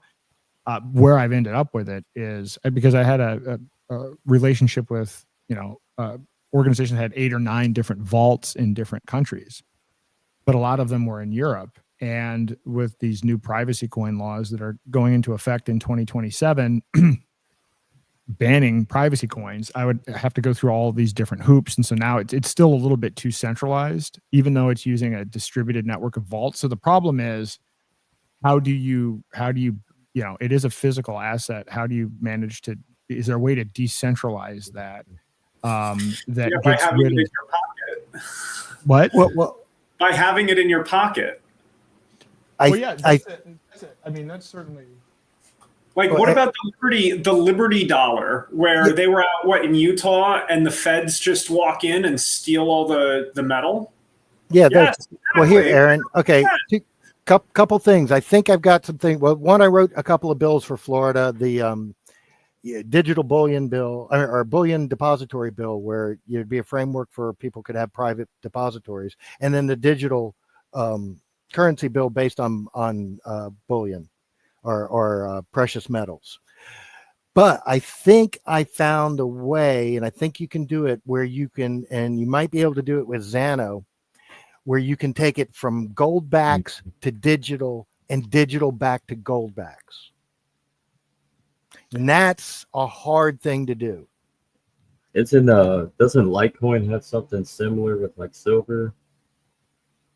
I don't know, but I'd be interested in knowing that. But if I could digitize Goldbacks and then bring them back to the paper, and then walk into a store, and the store can do whatever, however, I think that, because then you could carry it in your pocket or in your wallet, digital wallet. Yeah. So I've talked to them. I've actually worked with the Goldback guys. I actually just saw the CEO. He and I did a podcast together, and I know the guys here in New Hampshire. One of the first things I tokenized on Xano was just a single Goldback, because they have serial numbers on them. Not that this is the scalable use case, but I'm like, hey, just to show you, I tokenized this thing and I sold it to a guy through a P2P exchange, and I mailed it to him, and whatever. A lot of issues related to how that might work moving forward. But you could create a tokenization system where, imagine, you have a wallet that's like on an NFC card. They now have Goldback ATMs. So imagine now you're buying and selling stuff using a Goldback backed token that is on an NFC card that you then go to the ATM and you can actually withdraw the physical Goldback. That is something. Is there a broker fee on when you're on Goldbacks? Like if I go buy, an ounce of gold, I got to pay what? I don't even know what it is now. It used to be $160 an ounce just to buy it from the dealer. Yeah, so the issue with Goldbacks is one, they do trade at a premium, so that gives people, and the premium is not set by the market; it's kind of set from the top down, and that creates a lot of consternation with people. And the other thing is this idea that I just talked about with the ATMs. I mean, they've had, anybody that's done an ATM, they actually built the ATMs to be able to take crypto and exchange crypto for Goldbacks, but ran into the same problems that Ian Freeman and everybody else has run into regarding money transmitter laws and everything else. And so that's that remains kind of an issue. But I do like the idea of being able to bridge physical assets with digital assets. I think that's a home run, and I really do like Goldbacks, except I don't like using them because they're beautiful, right? It's not like crappy fiat. But like people talk about buying silver, and I own some silver, but every time you buy an ounce of silver, you got to pay, what is it? If you buy an American Eagle, you're paying what, $9 extra over the spot price for the coin. How the hell can you make money on silver? I think that if you're going into it with a mindset of how do I make money on this, I think you'll be very disappointed. Well, that's not why I bought my silver. I bought my silver to sit on it and in case I never have to use it. I knew Mr. Sun used his last silver coin to get his family out of North Korea back in the 50s. So, that's why I own silver. But how the hell they made it impossible? I mean, obviously, if you bought 3 or 4 years ago, you're making money now because gold and silver is, gone up so much. But if you're buying, when gold was $1,800 an ounce and it was between, 16 and 2,200, you're paying $160 an ounce VIG on that. You go buy 5 ounces of physical silver, you're spending, $800 extra to the dealer. It's got to go up that much more for you to even break even. And with silver, it was even worse because it's not nearly as much fluctuation, the percentage. So how is that freedom? Gold and silver is not free based on on the current system. I mean, there's different perspectives on freedom. I mean, if you're at PorkFest and you don't have any internet, it can be useful to be able to settle a payment without electricity. Right. I can go get a $36 coin, buy it for $43, and go spend it for $36 at PorkFest. Well, you can, but equally, if you hold it for a year, it's going to be worth, more. Unless they do what they did with Hunt and they manipulate the gold market and the silver market and shoot it down, which they've done. They did that to the Saudis. Right. And the way to get around this is to denominate your goods and services in the native unit. So you have to get away from the dollar. You have to stop thinking in dollars. There's no other. You're right. You're absolutely right. And I like that. I don't know how to. How do we do that? Because I do agree, and I've talked about this a lot, but it's so hard to get adoption in general, and that's just one other layer. One of the things when I've been working on this Goldback token, one way to get around, it's not a stable coin. So in other words, I'm not structuring it as a stable coin backed by gold where one token equals $1. I was thinking about doing it in terms of, one token equals a certain amount of physical gold, but yet people are then just going to translate that into what is the dollar value of that physical amount of gold. So I'm trying to figure. I'm not saying clearly it's possible, right? Because these global reserve currencies change, and actually it's probably worth investigating. What is the process by which something stops becoming a global reserve currency, and how do you change behavior and get people? Well, how does that happen? How do you make it happen? How does it happen? Allow or get the New Hampshire state government to allow people to pay their taxes in gold and silver. Yeah, well, you can do stuff. I mean, Florida takes I think you can pay in Bitcoin. But what about getting some laws passed? You know, first you're going to need depositories, and you're going to need digital, a precious metals backed digital currency bill, and you're not going to get it federally. But I don't like anything that involves bills or government. All of these systems are outside of that. I don't. Oh, I agree, but you're not going to get any business that's got to pay taxes to take something that they can't. That's not there. If we're going to defeat technocracy, we're going to have to. There's no way around this. So this is the decision that we have to make. Do we want to stop this technocracy, or do we want to be digitally enslaved? Well, how is your yuan citizenship doing? Because that's where we really need to go. Josian? Josian, is that how it said? Yeah, I mean, Josie, I haven't used it that much, but I can use it for, I think there's an exchange that I can use my denizenship and, have an unlimited amount of, exchanging crypto with no KYC. It's a fabulous idea. I love the idea. Well, and look, network states are a good idea. And there was a guy, Sterling Lujan, was going to join us. Unfortunately, I think the time, and he might be listening now, but we were going to try to have him on as well. He's been studying network states. One of the things that's happened, and I'm actually going to read up on this Ian Davis, because I'm surprised. I've heard the name, but I haven't actually seen or read any of this stuff yet. So just clicking on this link, this sounds fascinating. But a lot of these network states have kind of turned into technocracies. And what Sterling is doing is he actually goes and visits these various network states that are being experimented on, and he's actually started a nonprofit. And the goal is to help organizations that are starting network states look at best practices for governance. And if you think about it, that is actually a really novel idea. If you look at how governments have been formed in the past, it hasn't been based on, hey, let's come up with something. It's all been based on fiat or force, typically. But what is happening is that a lot of these are kind of, unfortunately, technocracies.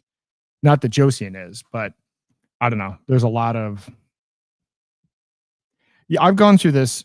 I went through a phase of, well, America 1.0 is over. Let's start something with first principles. Then I went to network states, and then I went to, hey, you know what? Screw all of it. Just start interacting with people voluntarily using whatever the tools are, without caring about what kind of new thing you come up with. I mean, again, if I can trade with somebody using a marketplace, using an escrow system, that incentive system addresses a lot of what you would use a judicial system for.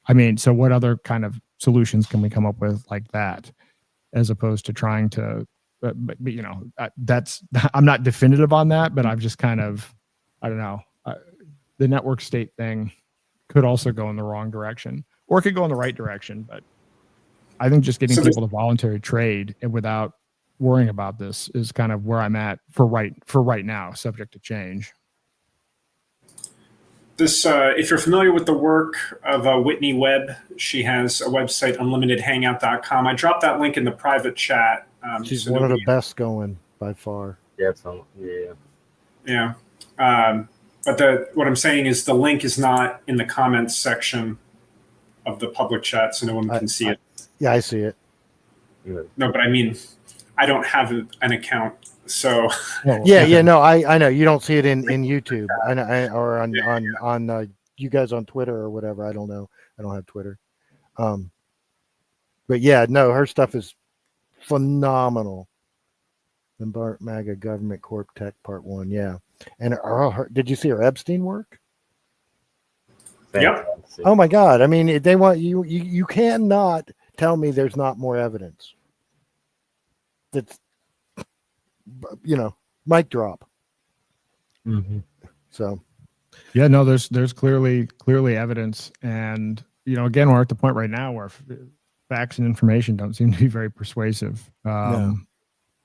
I don't know. I think if you had Trump on video on Epstein's island, MAGA would say that it's 5D chess and he was doing it so that he could catch more people. I honestly, at this point, it's getting ridiculous. Have you guys heard the Epstein interview from 2017? He did like an hour-and-a-half interview with a reporter. It's recorded, and he says he's Trump's best friend. and Trump is depraved. Oh yeah. Yeah, it's an Yeah. you know, from 2000. It's an audio recording of an interview. So I don't know. It doesn't matter whether Trump's in there or not. The fact that he's not giving it to us is all that matters to me. Well, I think it also I don't even matters, want him to but bring. I don't even care about the list. I want people prosecuted. There has been nobody, absolutely nobody that you can name that's been prosecuted.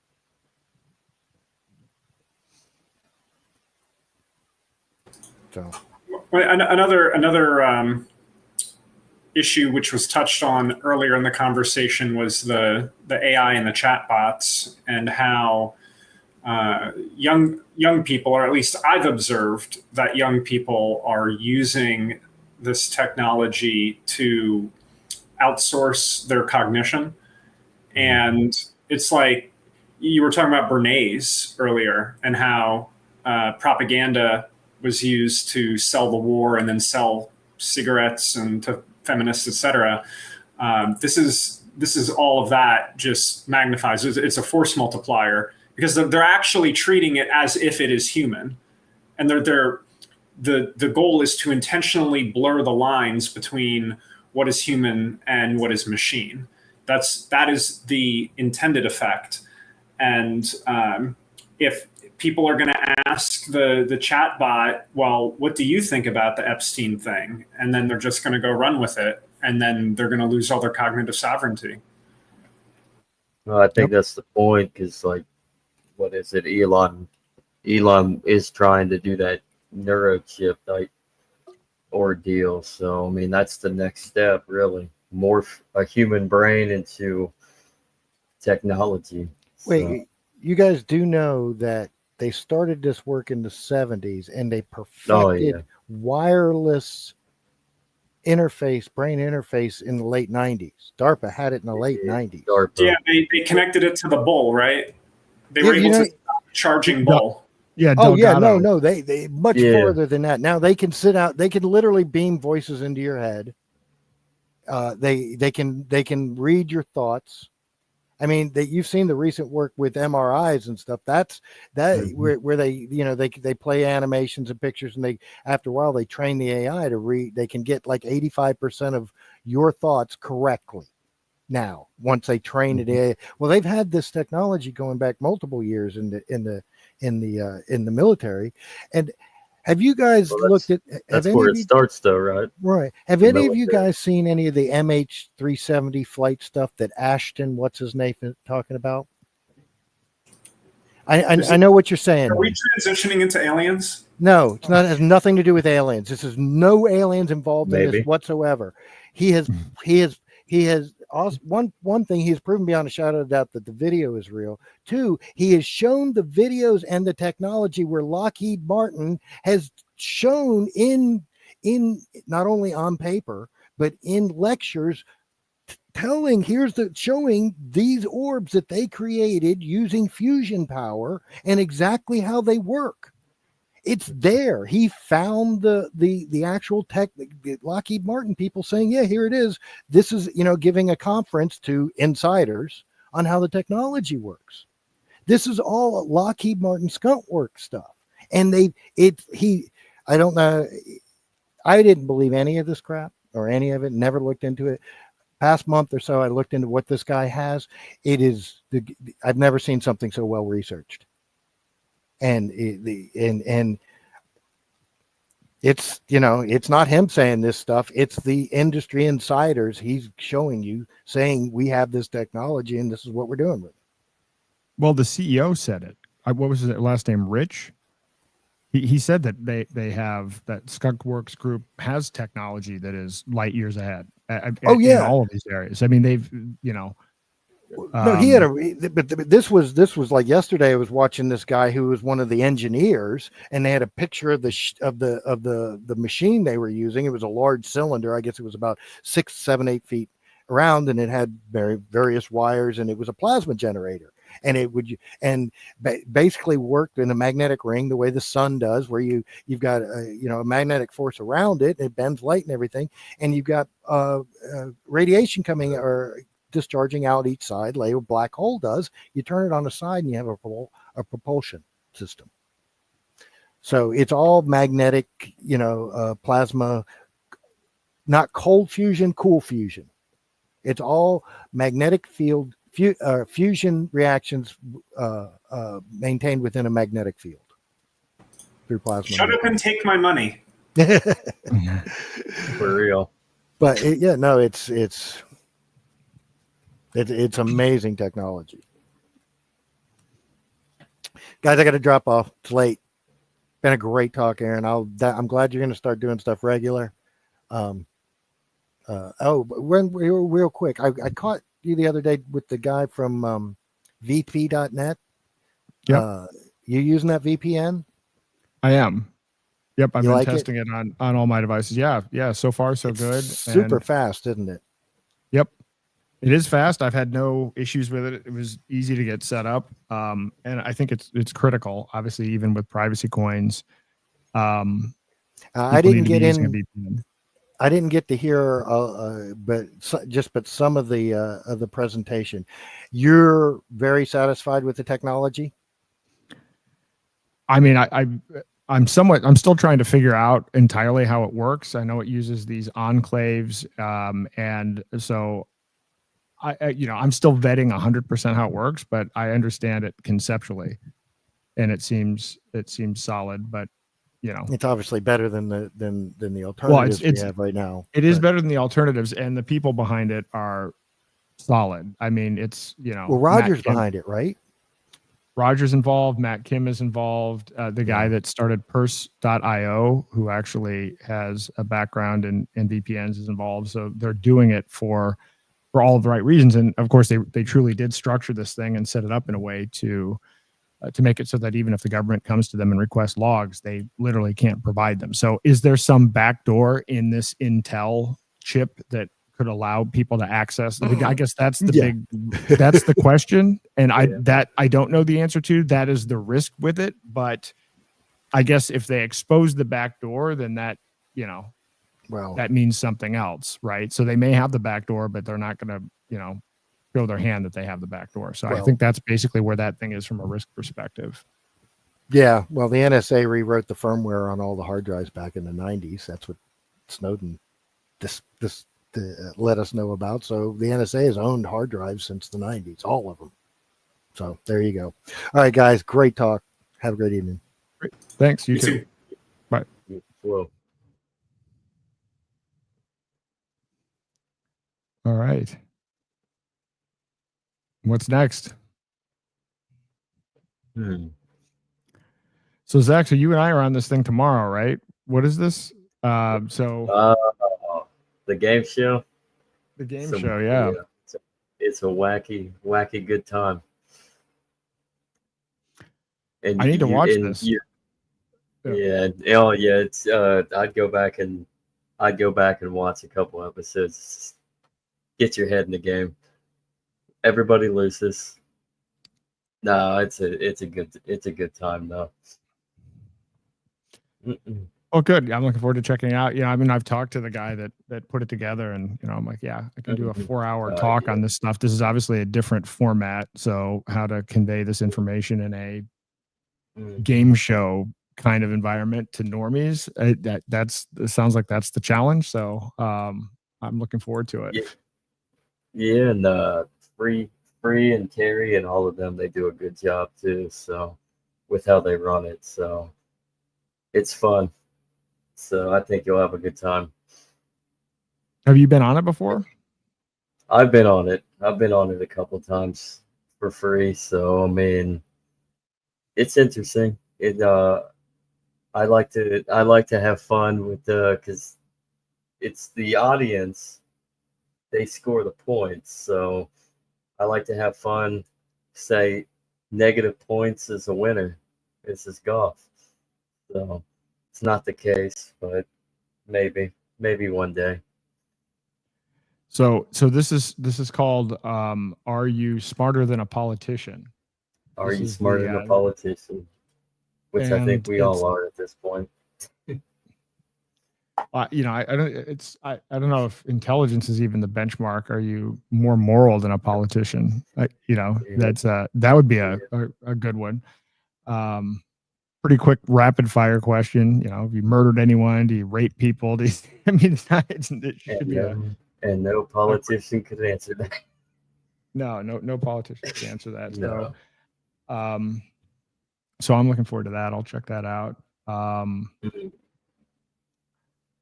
don't know. I hope people are waking up. I'm happy that, you know, we have 20,595 people. I don't know how many or how actively engaged people are, but that's actually a record for this podcast. By far, I think it's probably twice. And well, I mean, I put some urgency behind it, but I hope people are listening. I mean, again, I don't know what to do about the fact that, you know, this is really bad. And then I look at my X feed and people in crypto are like, this is great for crypto adoption. And I don't know how many other ways of describing, just read the bills, look at what's happening, look at the history of what's happened with financial surveillance legislation. And it has to go to the Senate now, right? No, it's on the way to Trump's desk for signature. It actually, okay. I thought I read something else. So it's actually going to be going to his desk. They have to pass the bill so we can find out what is in it. Yeah, exactly. Pretty much. So I mean, again, I knew it was going to pass. It's just, at this point, I'm so sick of all of the theater, the people that act like they're going to hold out and then they just wait for some show piece of legislation that doesn't fix the underlying problem. And then everybody rallies around it and it's, you know, whatever. At least it's predictable, but people need to be warned about this. And, you know, again, trying to figure out how to do that.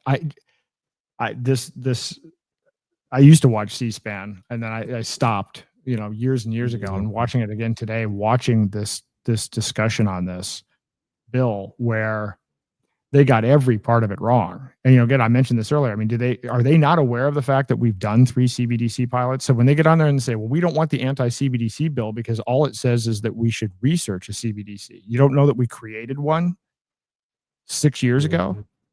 And they may not. I mean, that's actually genuinely a question. When I think it was Maxine Waters says that, it's possible she doesn't know that Project Hamilton exists or Project Cedar exists or Regulated Liability Network exists. That's certainly possible, but all of the different pieces of rhetoric, and to me, the big one is, do they really believe? Because they may be so uninformed and unaware that they actually believe that they're protecting Americans from financial surveillance, because it's possible that they didn't. There are people in Congress right now that voted for the Patriot Act and the CARES Act and like all of the big, they're still in Congress. They've actually signed on. And I think that it's conceivable that they didn't read any of those things and don't even realize that they voted for the financial surveillance that we already have that they don't even recognize exists. That's actually the level that I think it's conceivable that that's true. But I mean, what are you going to do with that? I mean, pointing that out, who's going to care about that? I mean, they either don't care or they're ignorant. I mean, that's plain and simple, really. I don't even know what else to say about it. I mean, what was the other, the NDAA? I mean, that basically that's just Patriot Act on steroids, and then now you have this, which goes even further. Yeah. So what are we gonna do with that? And it's gonna be something, and we haven't even had a big emergency yet. So again, you know, I don't know where we're gonna be by the end of the year. Hopefully we can move quickly enough. I don't know. Hopefully we can get adoption.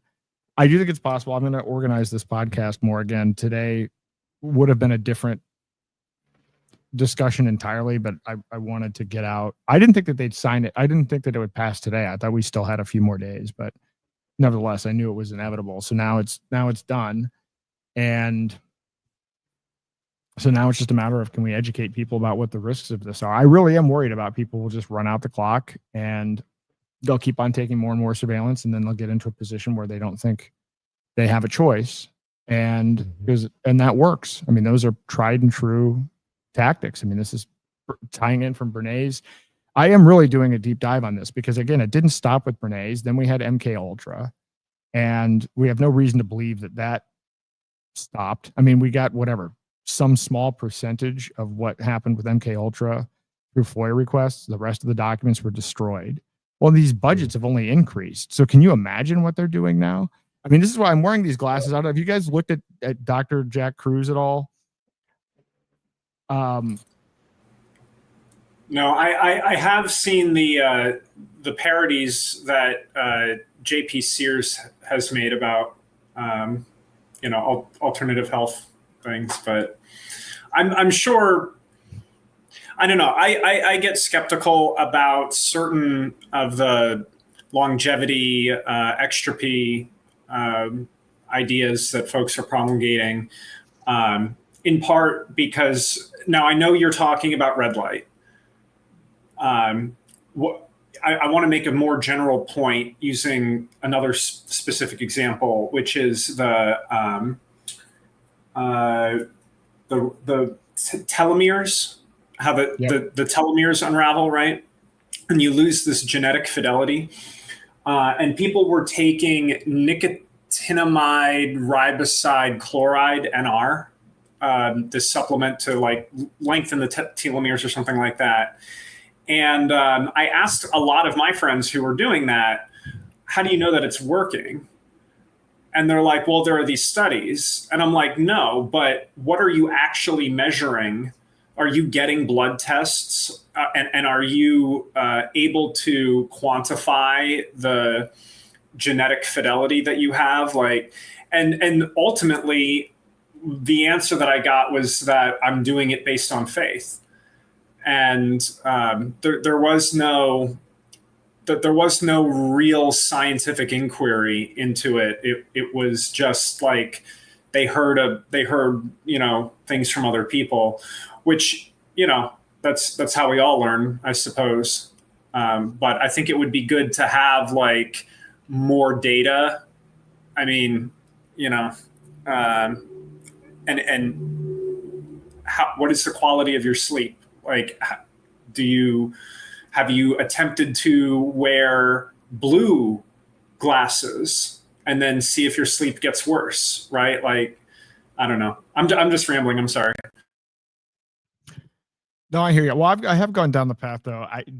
Onto the whole thing of data. I actually think that a lot of the data it's all based on kind of a Newtonian approach. So actually biophysics. So even the way that we test things, it's like, well, let's do a test on this in a controlled environment. But it turns out from a quantum perspective, the environment is a major factor in what drives how things work. So you're actually trying to isolate something that doesn't fit the model of how biophysics works. So I'd make an argument that it's not even a gold standard. I actually think that, but that aside, I think the general concept that appeals to me about the Cruz thing, and I don't know if it's fully accurate or not, but certainly we do have circadian rhythms. I mean, I think that's pretty well understood. And I know from my perspective, I mean, even right now I'm sitting here I'm wearing these, but I've got multiple lights glaring on me.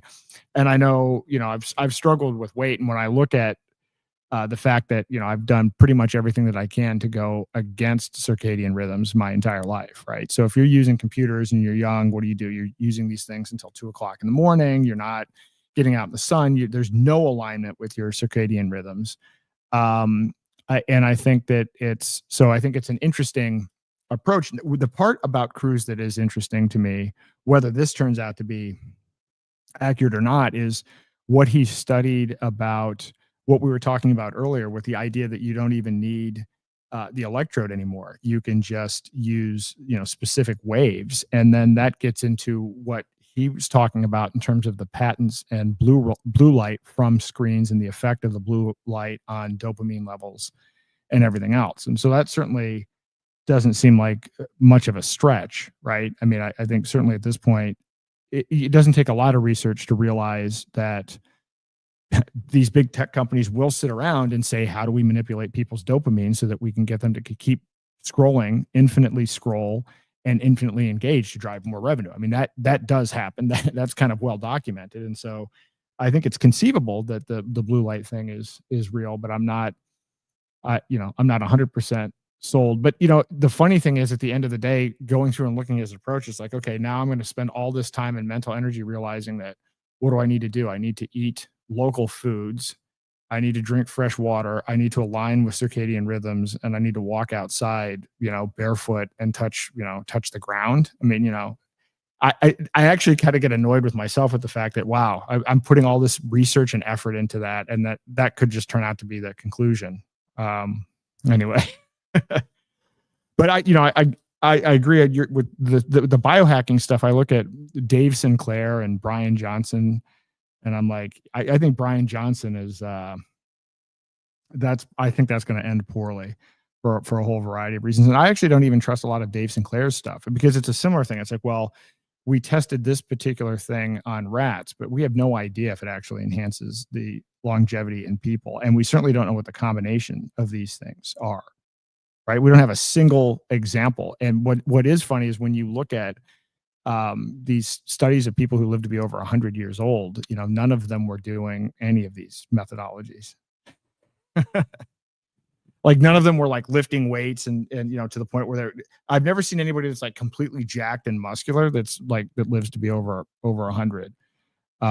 So which isn't to say you shouldn't build muscle, but like there's a over exaggeration of it. So it is hard to figure out how all this stuff works, and then how does it work in combination. It's really quite an ordeal. But anyway, that's a whole separate thing. But I do like some of Jack Cruz's stuff, just on the government involvement in these things. And he actually had an interesting theory about Bitcoin, which was Satoshi is this guy that I can't remember his name. I was following him on Twitter for a while, but who died shortly after Satoshi left in 2014 or whatever it was. And he had this whole narrative around it about how you basically had this group, I guess it was the Jewish mafia or whatever, that was blackmailing J. Edgar Hoover, right? So, and then also had dirt on the Federal Reserve. And so this group, they basically started Las Vegas. You had Meyer Lansky and some other guy. And it's basically, there's a direct line between that, realizing the Federal Reserve is a scam, and then somehow Bitcoin being developed. Len Sassman, he claims, is Satoshi. And he had an interesting, oh, there we go. Nice. So anyway, that's okay. But he's a Bitcoin maxi. Cruz is a Bitcoin maxi. But I'm going to play around with it a little bit and see what happens. Oh, here we go. So there are studies showing all of that about blue light and red light. There are also studies that have shown that hydrogen-rich water over a 6-month period can also lengthen. I'm thinking he's probably meant telomeres, not in telemeters. There was a study done with people between 50 and 80. Hyperbaric oxygen therapy has proven to increase telomere length up to 25% and get rid of zombie cells. I mean, I did, I actually went to Florida in 2019 and I did a whole bunch of, there was this great biohacking gym, and I did, they had a hyperbaric chamber and red light and all that stuff. And I mean, I felt great. I mean, and it had all these different techniques, but it's, again, it's hard to track this. But I do think that, again, we know we're being manipulated. And so to what degree is that? I mean, and things like 5G, I mean, it's not out of the realm of possibility that these things are affecting us, right? You don't want to be next to really big power lines. I mean, this is known to be correlated with cancer. And so then, and what you find is, I remember, so in Bedford, there was this woman, she's now a state senator, Denise. But before she was a state senator, her big issue was she was fighting putting up cell phone towers in Bedford. And man, when you look into that issue, the amount of money that Verizon and these other companies will spend to make sure that nobody does a study and that the studies are inadmissible, it's amazing, right? So he's just like, we're at this little town of 20,000 people and they've got 7 lawyers coming in to prevent, really any questioning or to try to suppress information. So that's kind of an odd one. And then there's the whole thing, but I'm doing research on this, but the whole internet body of things and 5G and everything else. I mean, again, I think this all fits into the category of we are outsourcing our free will, we're outsourcing our agency. We're doing more things with wearables, kind of like the concept about how people are outsourcing their cognitive processes to AI. We're doing this kind of across the board without spending a lot of time without understanding our essence or consciousness or anything like that. We don't seem to be spending a lot of effort and a lot of research on that. We seem to be spending more time and effort on how can we replace the things that we don't understand.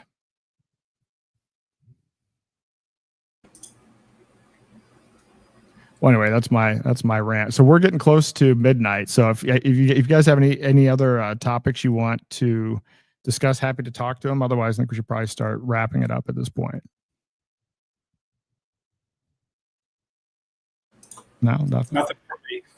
I'll just say thank you. Thank you for having me on. This was completely unexpected. I had no idea that I would be having this conversation and for so long. So I thank you for your generosity with your time and platform. Well, thank you for your time and your generosity. I mean, I like these interactive sessions. I need to organize them better, but hey, we have up to 20,000 people listening to this, or so some fraction of that.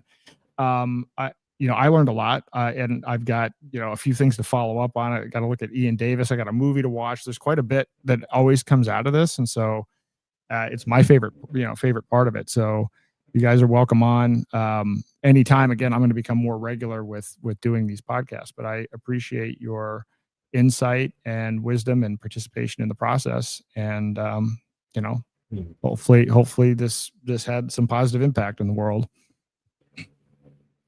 Yeah, for real. Thank you again. And thank you again, Aaron. And like it's not wrong.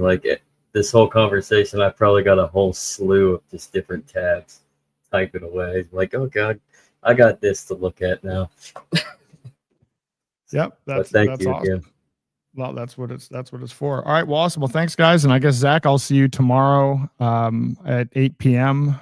on Are You Smarter Than a Politician? So looking forward to that. All right, everybody, I'm going to play some music on the way out. What? And Monday, or Saturday. Why am I saying Monday? You're going to be on my show. Oh, that's right. Is that Saturday or Monday?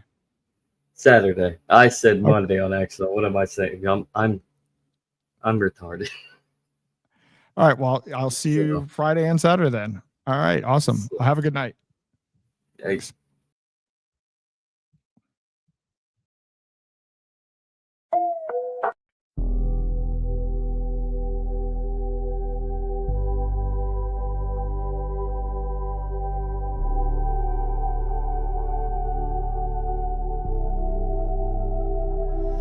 In a quiet world, technocracies rise. Shadows hide the truth from our eyes. Digital chains, freedom's confined. Silent whispers fill our minds. Wake up from this technocratic dream. Freedom calls beyond the screen. Rise above control, reclaim our lives. Awaken now, open your eyes.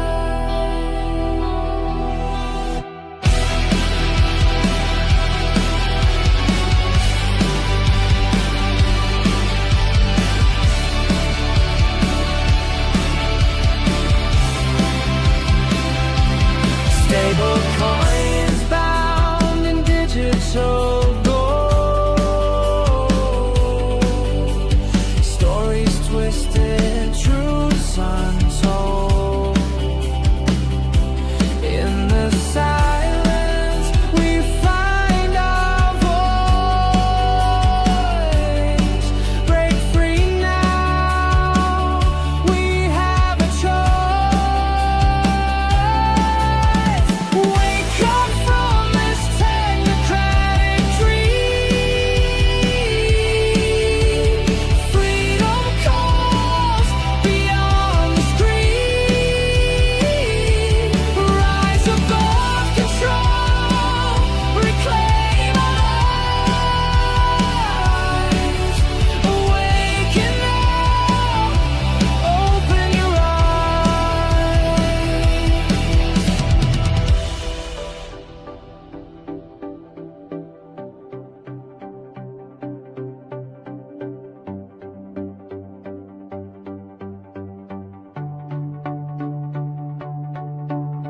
You're not alone, embrace the light. Together we can win this fight. Break the chains, reclaim your dreams. Awaken from technocracy.